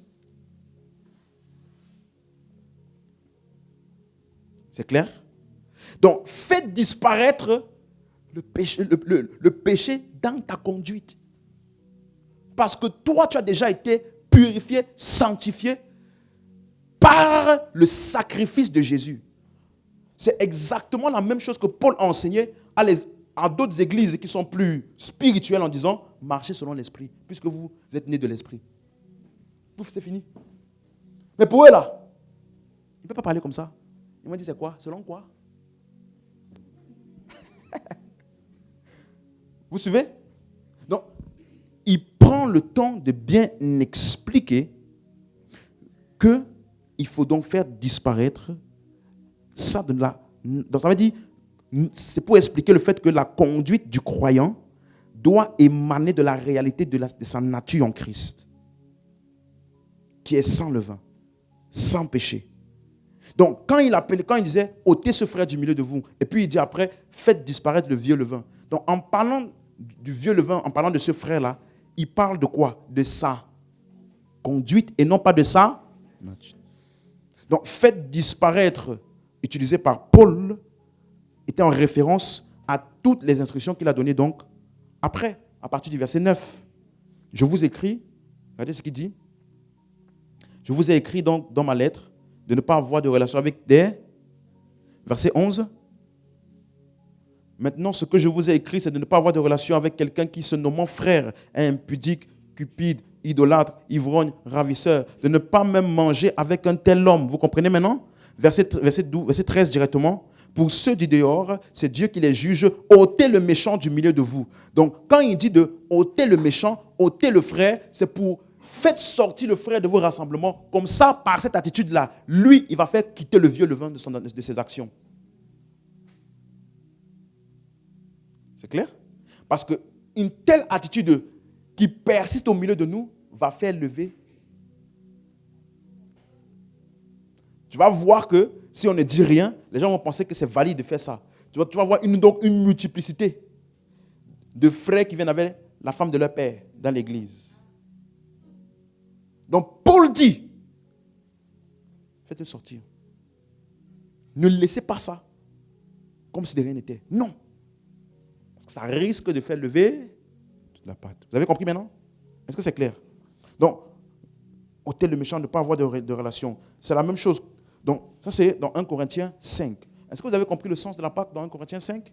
C'est utilisé pour décrire notre nature en Christ qui a été purifiée, sanctifiée, sans péché, basée sur le sacrifice de Jésus. Et deuxièmement, pour montrer comment on doit donc se conduire basé sur cette nature-là. C'est clair?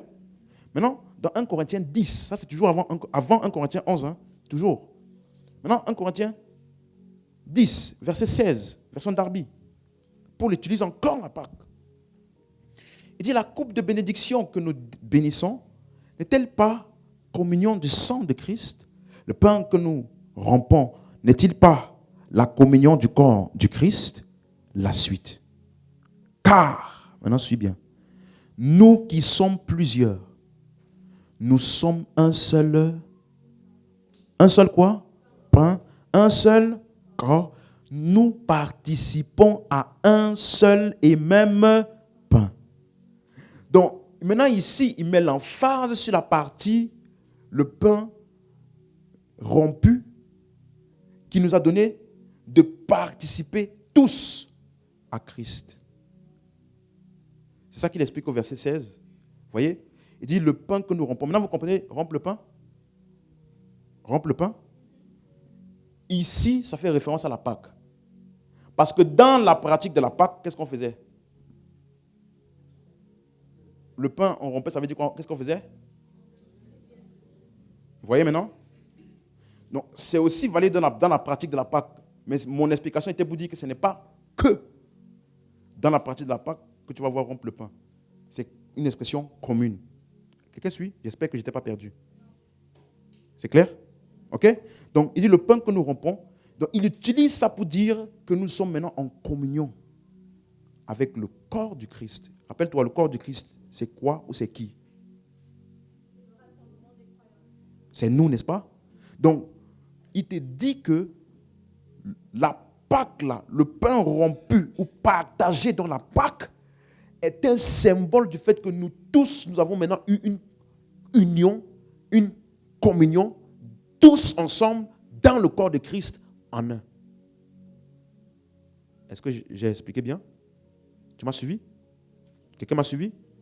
Donc, le pain rompu dans la pratique de la Pâque était pour expliciter aussi le fait que ça nous a fait tous, ensemble, accéder au corps de Christ. Ce que Christ a fait, nous a fait accéder au corps de Christ et nous sommes devenus un. On a tous participé au même. C'est ça qu'il explique, verset 17. Nous qui sommes plusieurs, nous sommes un seul pain. C'est clair? Donc on est tous participants du même pain en Christ. Donc la Pâque aussi est un symbole que Paul a utilisé pour expliquer notre union les uns avec les autres en Christ. C'est clair? Parce que la même œuvre sacrificielle nous a sauvés nous tous, nous a unis nous tous et nous a fait être unis chacun en Christ. C'est clair? Est-ce que c'est clair? Donc, voici comment Paul a utilisé donc le pain, la Pâque, pardon. Donc, avant 1 Corinthiens 11, on a vu dans 1 Corinthiens 5, dans 1 Corinthiens 10 aussi, on voit que la signification de la fête de Pâques était de célébrer le jugement et la délivrance du péché. Et la fête des pains sans levain était de célébrer notre union avec les uns et les autres en Christ. C'est clair? Donc ces fêtes-là étaient utilisées de ces trois manières-là. Pour notre nature purifiée, notre nature pure en Christ, la manière dont on doit se comporter les uns avec les autres. Et surtout, pourquoi? Parce qu'on est devenu un seul corps, unis les uns avec les autres. C'est clair? Vous avez compris comment Paul explique ça? Donc qu'est-ce qu'il voulait dire simplement? Tu es pur, tu es sanctifié. Ok? Et donc, avec les autres là, comporte-toi basé sur cette nature-là. Pourquoi? Parce que toi et lui, vous êtes un. Tout ce qu'il expliquait là, c'était pour dire ça. C'est clair? C'est clair pour quelqu'un? Donc, voilà pourquoi donc, la deuxième chose qu'on va voir, concernant la Pâque toujours, était que ce n'est pas simplement Paul qui a utilisé cette manière-là pour enseigner. Tu vois, il prend une pratique et puis il ne veut pas que tu regardes la pratique. Il veut que tu regardes le message ou la leçon de ce qu'il veut t'expliquer à partir de la pratique. Quelqu'un comprend ça? Ok? Donc, si tu ne comprends pas bien, tu vas juste prendre la pratique et penser qu'il est en train de te dire, fais la pratique. Non. Il utilise une chose qui est déjà faite pour t'expliquer.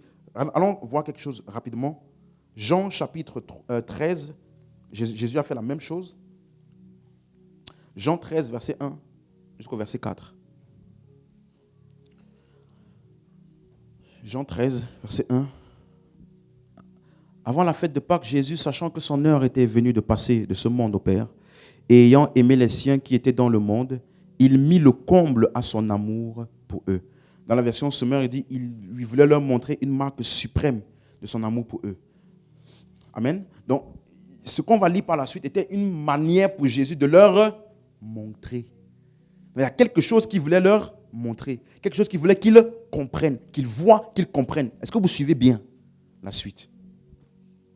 pendant le souper, lorsque le diable avait déjà inspiré au cœur de Judas Iscariote, le fils de Simon, le dessein de le livrer, la suite, Jésus qui savait, donc ils étaient à table, ok, pour manger ensemble. Jésus qui savait que le Père avait remis toutes choses entre ses mains, qu'il était venu de Dieu et qu'il s'en allait, verset 4, il se leva de table, ôta ses vêtements. Quelqu'un se rappelle? J'ai dit ici que si tu veux faire la pratique de lavement des pieds, comme Jésus avait fait, tu dois faire comment?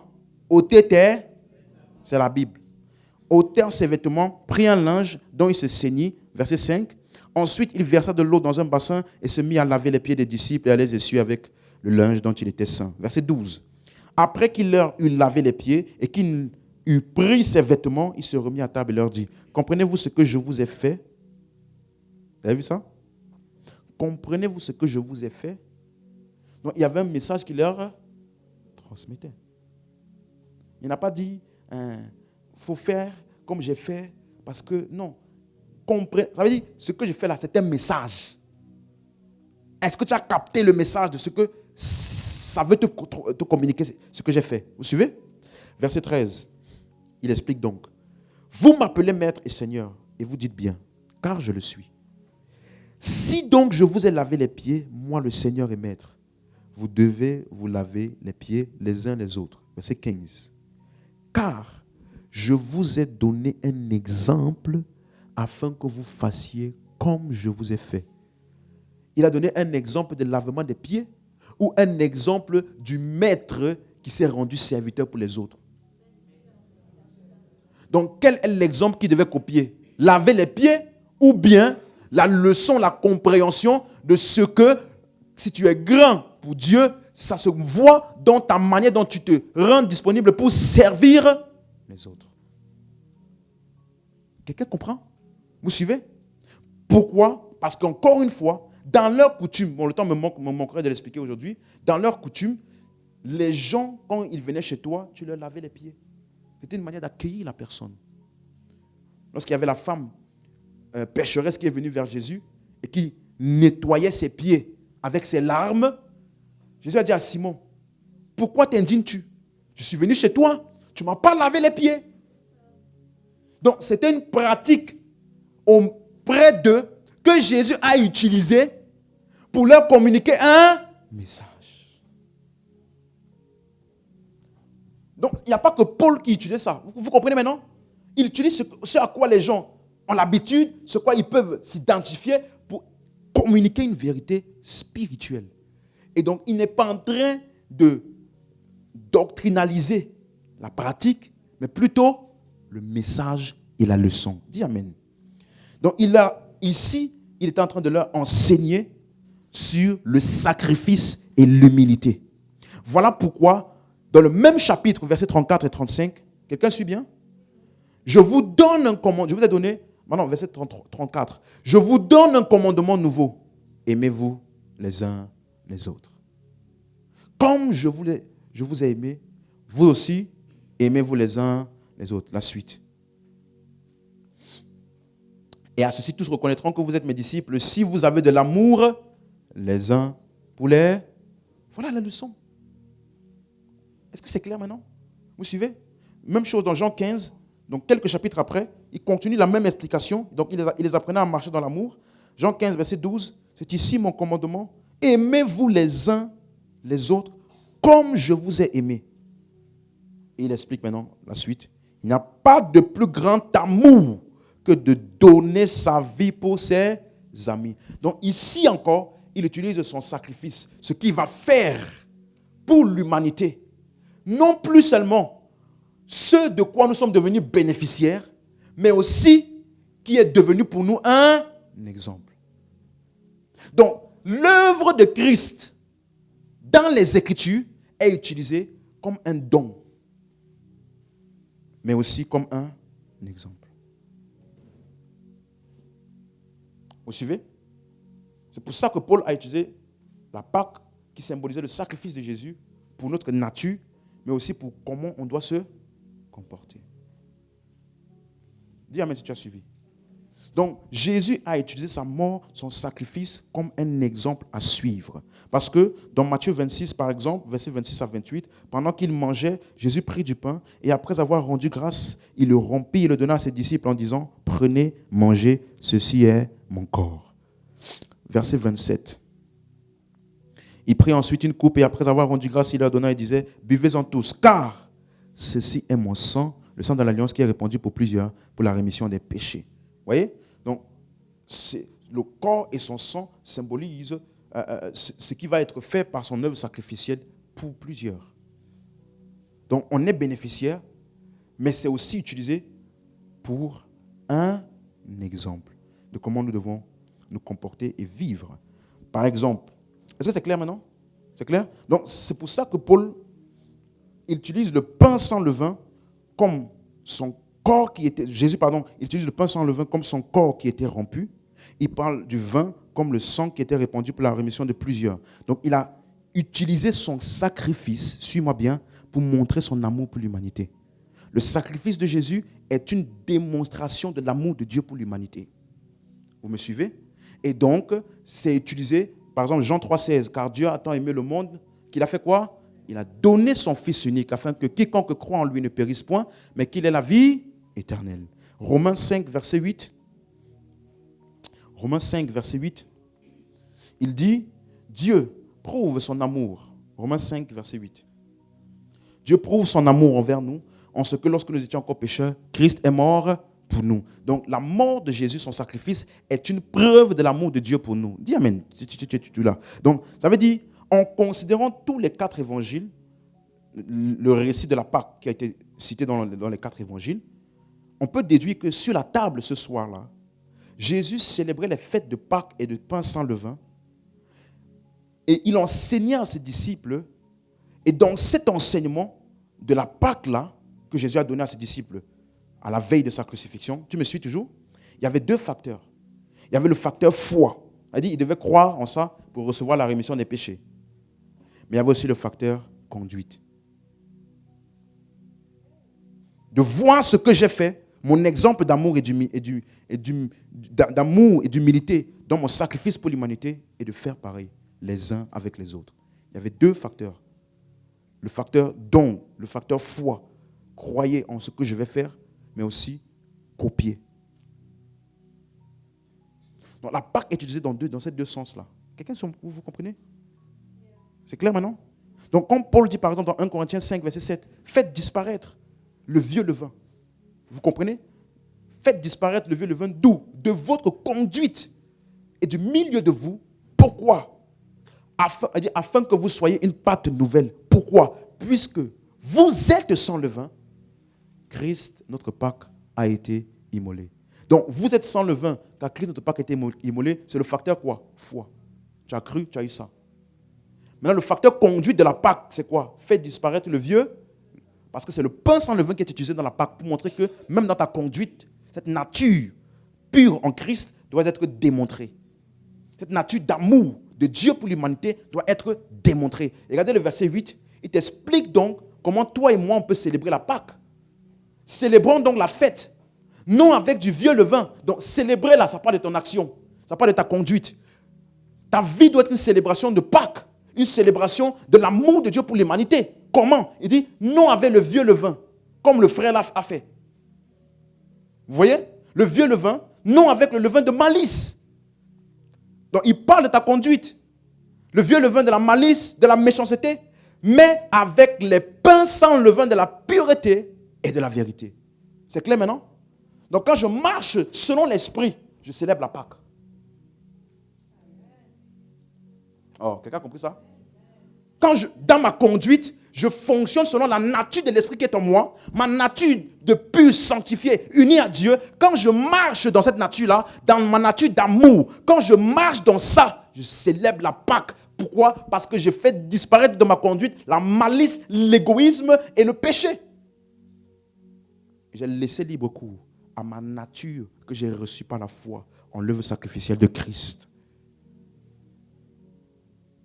Donc la Pâque, ce n'est pas l'événement qu'on fait le jour de Pâque des Juifs, que les églises ont pris pour eux maintenant, pour célébrer ça. dimanche de Pâques. D'autres, ils viennent avec des rameaux. D'autres viennent avec Ce n'est pas un jour spécial. Nous vivons une vie de célébration de la Pâque. Parce qu'on a compris le sens de ce que ça voulait dire. Non seulement ça nous a unis à Dieu par son sacrifice, nous a purifiés du péché, on a eu la rémission des péchés, mais cette nature d'amour de Dieu pour l'humanité est maintenant démontrée dans ma conduite quotidienne. Célébrons la Pâque. Marchons dans l'amour. À chaque fois que j'outrepasse tes fautes, j'ai célébré la Pâque. À chaque fois que je manifeste ma nature de Christ envers les uns et les autres, je suis en train de célébrer la Pâque. À chaque fois que je refuse de laisser accès à la chair de se manifester à travers moi, je suis en train de célébrer la Pâque. Pourquoi? Parce que je ne permets pas au vieux levain de trouver expression à travers ma conduite. Pourquoi? Parce que je suis un pain sans... Alléluia. La Pâque. Pour parler de notre conduite, mais aussi de qui nous sommes. C'est la même chose dans 1 Corinthiens 10, verset 16, version Darby, 16 et 17. 1 Corinthiens 10, 16 et 17. Version Darby. Normalement, je suis revenu sur la ligne, mon frère. Il comprend. La coupe de bénédiction que nous bénissons n'est-elle pas la communion au corps du Christ et le pain? La suite, verset 17. Car nous qui sommes plusieurs, nous sommes un seul pain, un seul corps, car nous participons à un seul et même pain. Donc maintenant, cette même pacte, comme j'ai dit tout à l'heure, est utilisée pour notre union. Le pain rompu fait référence au fait que nous sommes tous participants du même corps. Alléluia. Et donc nous sommes unis les uns et les autres. Christ étant la tête, nous sommes le corps. Verset 1 Corinthiens 12, verset 12. Alléluia. J'espère que tu suis. J'ai vraiment pris mon temps pour bien expliquer chaque chose parce que c'est un peu technique des fois, mais il faut que chacun comprenne. Est-ce qu'on a bien compris jusqu'ici? 1 Corinthiens 12, verset 12. Car comme le corps est un et a plusieurs membres, et comme tous les membres du corps, malgré leur nombre, ne forment qu'un seul corps, ainsi en est-il de Christ. Verset 13. Nous avons tous en effet été baptisés dans un seul esprit pour former un seul corps. C'est exactement ça qu'il disait en parlant du pain rompu auquel nous avons tous participé. Nous avons tous été abreuvés d'un seul esprit. Donc c'est ça qui fait qu'on est tous un corps. Vous suivez? Et donc, sur la base de ça, c'est ce que nous sommes. Regardez bien l'explication de Paul. C'est ce que nous sommes. C'est à ça que nous avons eu accès par le sacrifice de Jésus-Christ. Maintenant, il touche la conduite au verset 27. Parce que s'il y a la division, c'est parce que les gens n'ont pas compris ça. Or, verset 27 maintenant, il dit, verset 25. Si on est tous un même corps, il dit, afin qu'il n'y ait pas de division dans le corps et que les membres aient également soin les uns des autres. Conduite ou nature? Vous avez compris? On est tous baptisés dans un seul esprit pour former un corps. On a tous été abreuvés du même esprit. C'est notre nature. On est tous unis. Maintenant, laissons cette union-là faire en sorte qu'on ne permette pas de division parmi nous, mais qu'on ait soin les uns des autres. Donc, démontrons notre union en Christ dans notre conduite. Démontrons notre union les uns avec les autres en Christ dans notre conduite. Verset 26. Et si un membre souffre, tous les membres souffrent avec lui. Si un membre est honoré, tous les membres se réjouissent avec lui. Donc, en tant que chrétien, à moins que tu ne sois pas conscient du corps de Christ ou du corps du Seigneur, à moins que tu n'as pas discerné le corps du Seigneur, peu importe la dénomination, tu ne dois jamais être content qu'il y ait un malheur qui arrive à un chrétien. Peu importe qu'il ait la même doctrine que toi ou pas. S'il a cru en Christ, vous êtes unis. Tu ne dois jamais être ni l'instigateur, ni quelqu'un qui se réjouit. Parce qu'en fait, en te réjouissant de son malheur, tu te réjouis de ton propre malheur à toi. Parce qu'il dit, si un souffre, tous les membres souffrent avec. C'est juste que toi, tu es ignorant. Vous me suivez? Ça là, c'est en dépit de la doctrine. C'est en dépit de est-ce qu'on est dans la même église ou pas.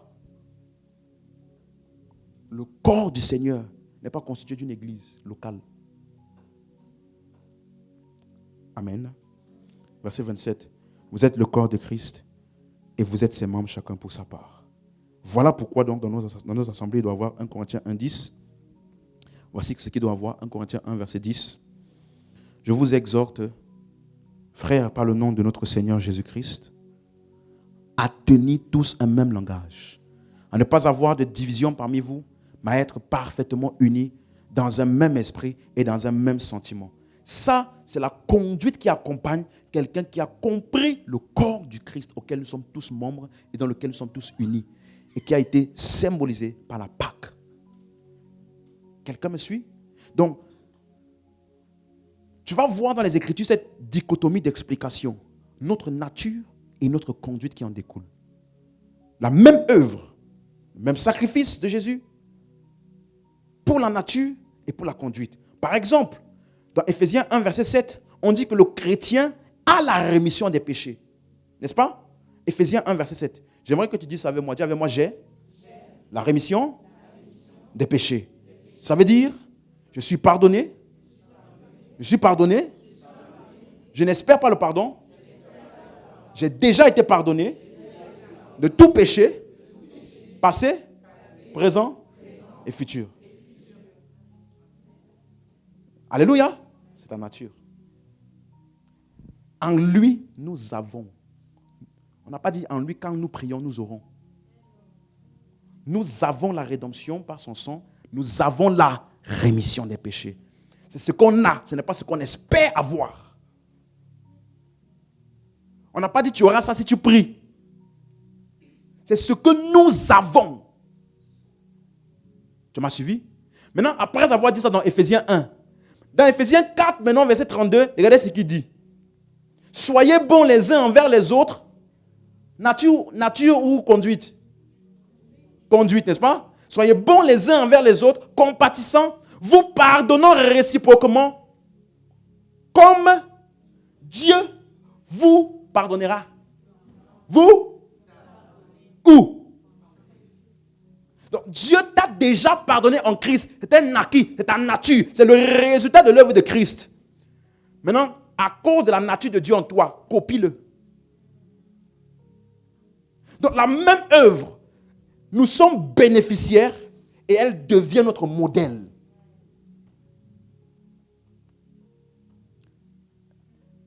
C'est ça qu'il appelle dans Éphésiens 5, verset 1, qui est la suite. Devenez donc quoi? Les imitateurs de? Donc Dieu qui nous a aimés en se livrant, cette action de Dieu-là, nous aussi on doit faire quoi? Imiter. Donc l'œuvre de Christ est ce de quoi nous sommes bénéficiaires, mais c'est aussi un modèle, un exemple que nous devons imiter. Regardez, marchez dans la verset 2, marchez dans la charité à l'exemple de Christ qui nous a aimés et s'est livré lui-même à Dieu pour nous comme une offrande, un sacrifice. Donc, Christ est notre pardon, mais il est aussi notre exemple d'amour et de pardon. C'est clair? C'est clair? Même chose, Jean, dans 1 Jean chapitre 1, verset 7. Si nous marchons dans la lumière, comme il est lui-même dans la lumière, nous sommes mutuellement en communion et le sang de Jésus, son Fils, nous purifie de tout péché. Vous avez vu ça? Dans la lumière, ça parle de Christ. Tu es en Christ. Qu'est-ce qui se passe? Son sang te purifie. On n'a pas dit si tu pries, tu ne pries pas. 1 Jean chapitre 2, verset 1. Mes petits enfants, je vous écris ces choses afin que vous ne péchiez point. Mais si quelqu'un a péché, qu'il confesse. Qu'il demande pardon. Qu'il fasse une retraite. Retraite de repentance. Qu'il fasse une offrande de rachat. Non? Rien de tout ça. Qu'il vienne à l'église et va confesser au pasteur. Si quelqu'un a péché, qu'est-ce qu'il doit faire? Rien.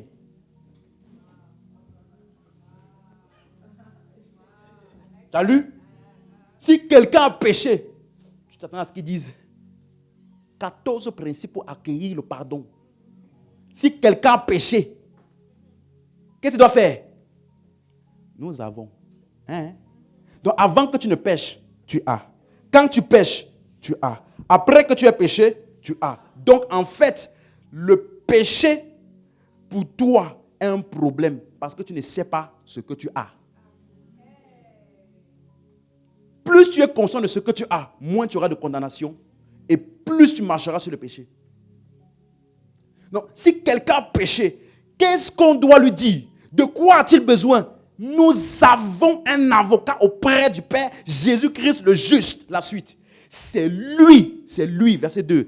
Il est lui-même, pas quelqu'un, pas un ange, pas ton pasteur, pas lui-même une victime expiatoire pour nos péchés. Non seulement pour les nôtres, mais aussi pour ceux du monde entier. Donc, tu dois avoir la conscience de ça avant de pécher, si jamais tu pêches et après avoir péché. Parce qu'en fait, ça ne change pas en fonction de tes actions. Ça là, c'est ce que tu as et que tu es. Non seulement pour les nôtres, mais aussi pour ceux du monde entier. Tu vois, tu ne peux jamais regarder quelqu'un de haut quand tu sais ça. Même un non-croyant. Parce que la seule différence entre vous deux, c'est que tu as cru et lui non. Mais le même sacrifice là, est valable pour vous deux. D'où vas-tu te glorifier devant lui? De quoi?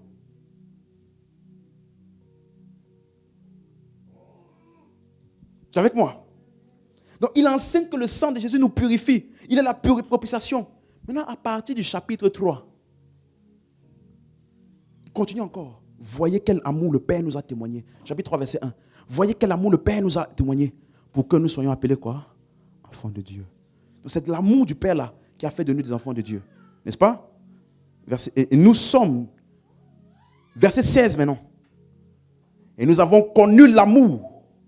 Alléluia.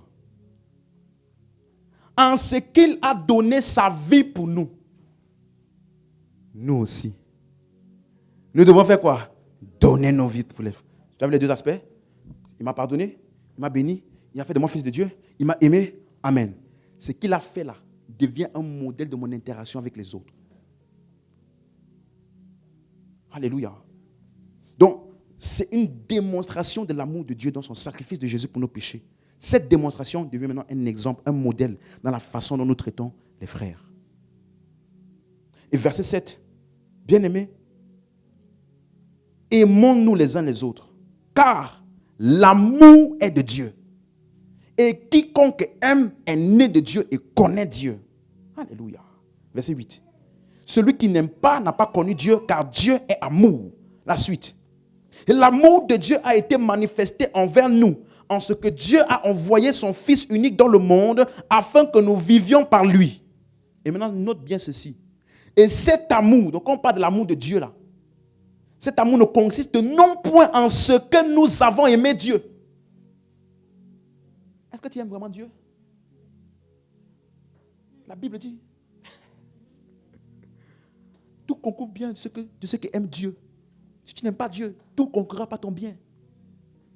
Est-ce que tu aimes vraiment Dieu? Son amour ne consiste point en ce que tu l'as aimé. Si tu pouvais l'aimer, tu n'as pas besoin de son amour. Mais la Bible dit qu'il a déversé son amour dans nos cœurs. Donc comment est-ce que nous aimons Dieu? Dieu s'aime lui-même par son amour qu'il a mis en nous. Il n'a pas besoin de ton amour. Il a besoin que cet amour en toi là s'exprime pour les autres. Pour que les autres voient que Dieu les aime à travers toi. Alléluia. Donc cet amour ne consiste pas en ce que...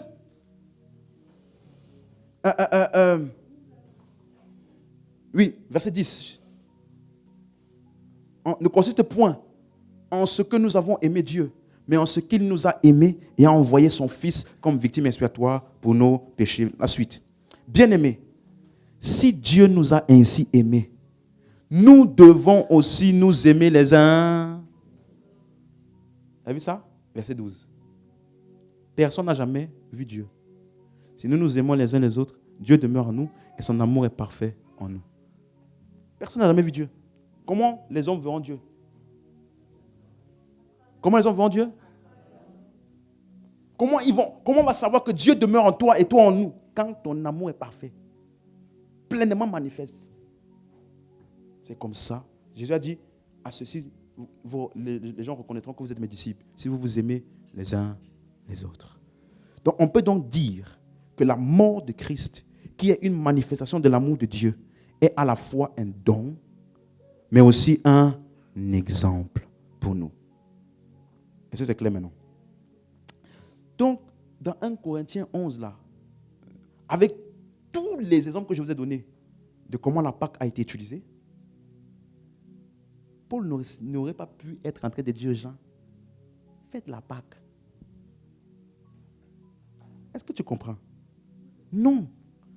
Parce que il était plutôt en train d'utiliser cette pratique qui était commune dans leur culture pour, tout comme Jésus a fait, pour leur enseigner sur la marche dans l'amour et comment il faut prendre soin les uns des autres, puisque nous sommes tous participants du même pain. Et que nous sommes sans levain. Donc il n'y a pas d'égoïsme dans notre esprit. Il n'y a pas d'égoïsme dans notre nature. Dans notre nature, il y a l'amour. Donc faisons disparaître le vieux levain. Et quand nous nous réunissons pour manger le repas du Seigneur, c'est l'amour qui doit être exprimé. Vous comprenez ce qu'il est en train d'expliquer? Regardez, je vais terminer. Regardez tout ce qu'il a dit là, verset 28.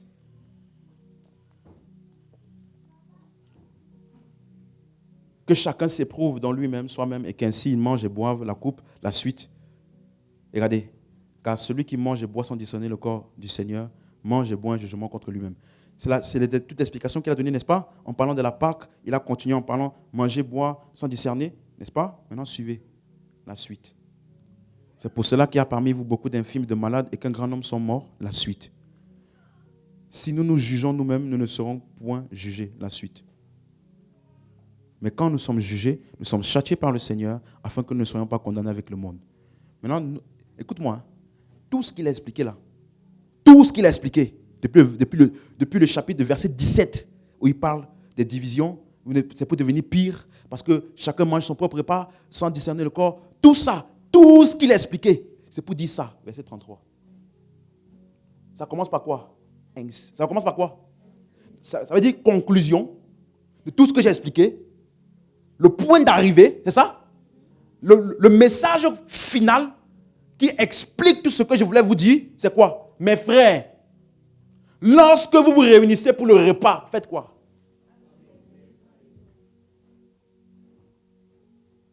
Vous comprenez maintenant? Ça, là, c'est pas la Pâque.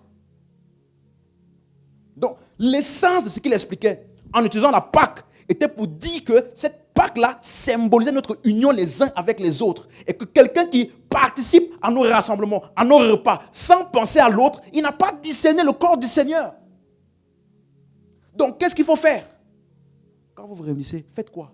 Attendez-vous les uns. Donc, ne mange pas tout toi seul. Et verset 34, pardon. Et si quelqu'un a faim, il n'a qu'à manger chez lui. Afin que vous ne vous réunissez pas pour attirer un jugement sur vous. Attirer un jugement sur vous, vous avez compris maintenant, n'est-ce pas? Parce qu'en portant préjudice à l'autre, tu portes préjudice à qui? Toi-même, puisque vous êtes unis.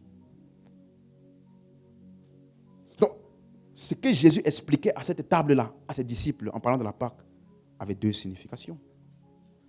L'œuvre de Jésus qui nous a conféré sa nature et aussi un exemple pour notre conduite. Est-ce que c'est clair? On peut se lever.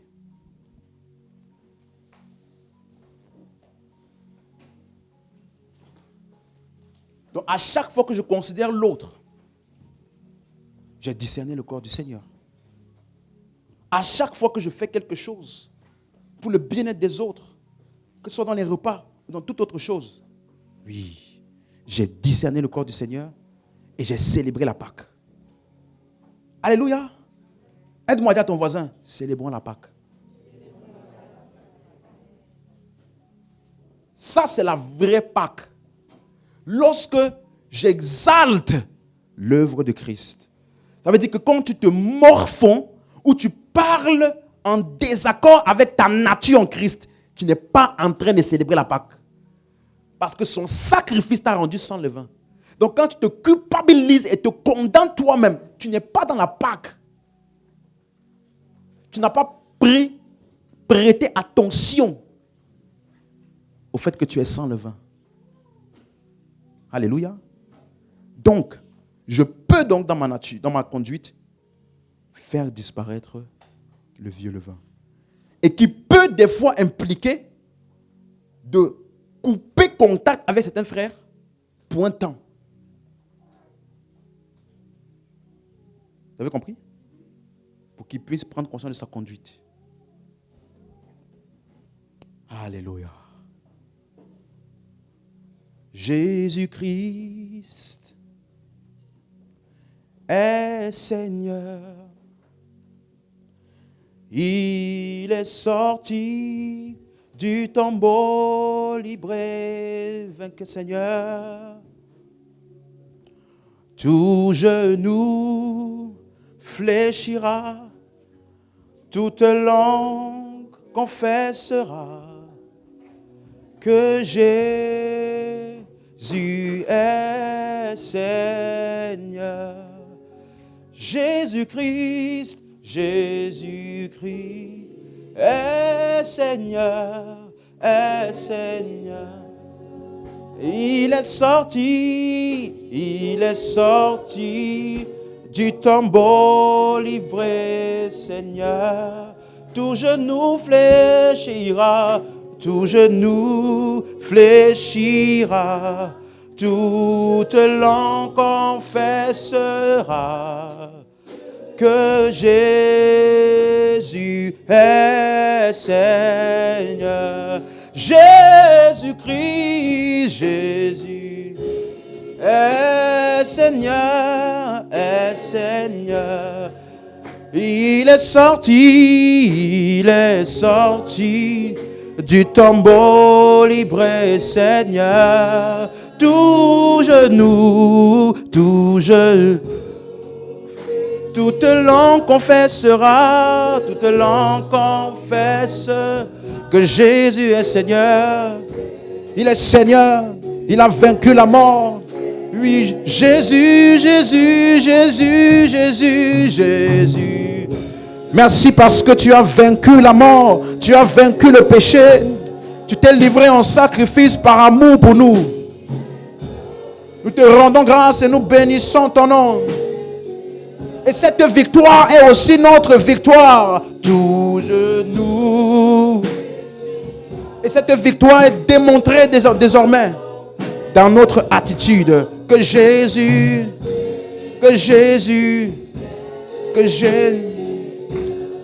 tout genou fléchira, tout genou fléchira. Que Jésus est Seigneur. Oh, merci infiniment, Père, pour ton amour manifesté en ce que Christ est mort pour nous. Il s'est livré en sacrifice pour nos péchés. Il a vaincu la mort, le séjour des morts n'a pas prévalu contre lui et il a bâti l'église que nous sommes. Désormais, par nos vies, nous démontrons cette victoire en manifestant l'amour de Dieu dans nos relations les uns avec les autres, en manifestant l'amour et en mettant de côté le vieux levain de la malice, le vieux levain de l'égoïsme, le vieux levain de toute autre chose qui n'est pas ta nature en nous. Et nous célébrons la Pâque jour après jour dans notre conduite, en ce que nous marchons dans l'amour les uns les autres, ayant discerné que nous appartenons tous au même corps et démontrons cet amour les uns pour les autres. Au nom de Jésus. J'aimerais juste qu'avant de terminer, prends la main d'une personne et déclare une parole de bénédiction sur sa vie. Une personne, juste une personne, prends la main de quelqu'un et tu vas dire, je déclare sur ta vie des paroles de bénédiction. Tu es béni, tu vas de l'avant. Christ en toi, la manifestation de la gloire de Dieu. Déclare une parole de bénédiction sur cette personne.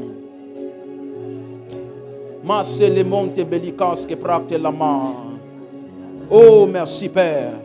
Nous sommes édifiés les uns avec les autres. Para de la masumbela de kapa. Shalamane kopelande.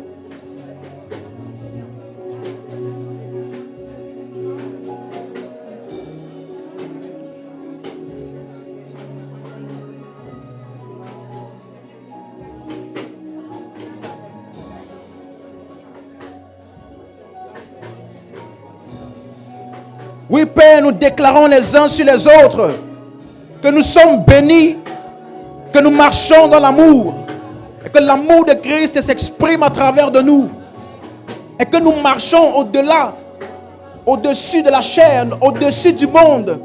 Et notre vie est une expression constante de ton amour et de ta victoire. Que ça mena kombelate.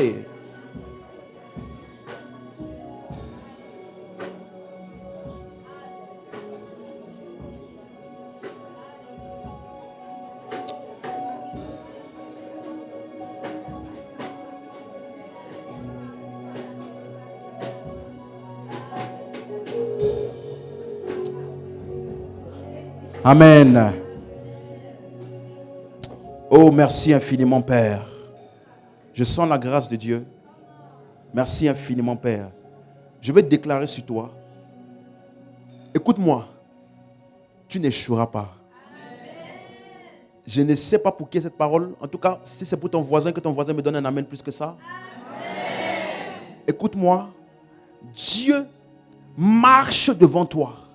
Il te dévancera dans tout ce que tu entreprendras, et sa grâce, sa puissance manifeste arrangera les personnes, les circonstances pour s'assurer que ta vie sur la terre soit un exploit quotidien, grâce sur grâce, progrès sur progrès, au nom puissant de Jésus-Christ. Tu ne te laisseras pas emporter par les ruses du diable, tu ne te laisseras pas emporter par les déceptions, la séduction des hommes, mais je déclare sur toi et sur moi-même, nous achèverons notre course sur la terre et nous entendrons de la part du Maître bon et fidèle serviteur. Nous aurons combattu le bon combat, nous achèverons la course. Je déclare, rien ni personne ne t'arrêtera. Et pendant que je dis ça, je suis en train de voir ta circonstance. Laisse-moi te dire, cette circonstance n'est pas pour la mort, elle est pour la gloire de Dieu. Elle n'est pas pour la mort, elle est pour la gloire de Dieu. Tu verras Dieu se glorifier de manière terrible à travers cela. Aie juste les yeux fixés sur lui. Il est l'auteur et le consommateur. Il est l'alpha et l'oméga. Il est le commencement et la fin. Donc je ne me préoccupe pas du processus. Je connais la fin parce que je connais le début. Et s'il est la fin, alors mon futur est glorieux. Donc je déclare, tous ceux qui sont au son de ma voix, ton futur est glorieux. Je dis ton futur est glorieux. Et en tout point, les nations, les peuples, les gens autour verront Dieu à travers toi. Et Père, à mesure que nous grandissons chaque jour dans la compréhension, la connaissance de Christ, que cette connaissance influence notre environnement, influence notre marche,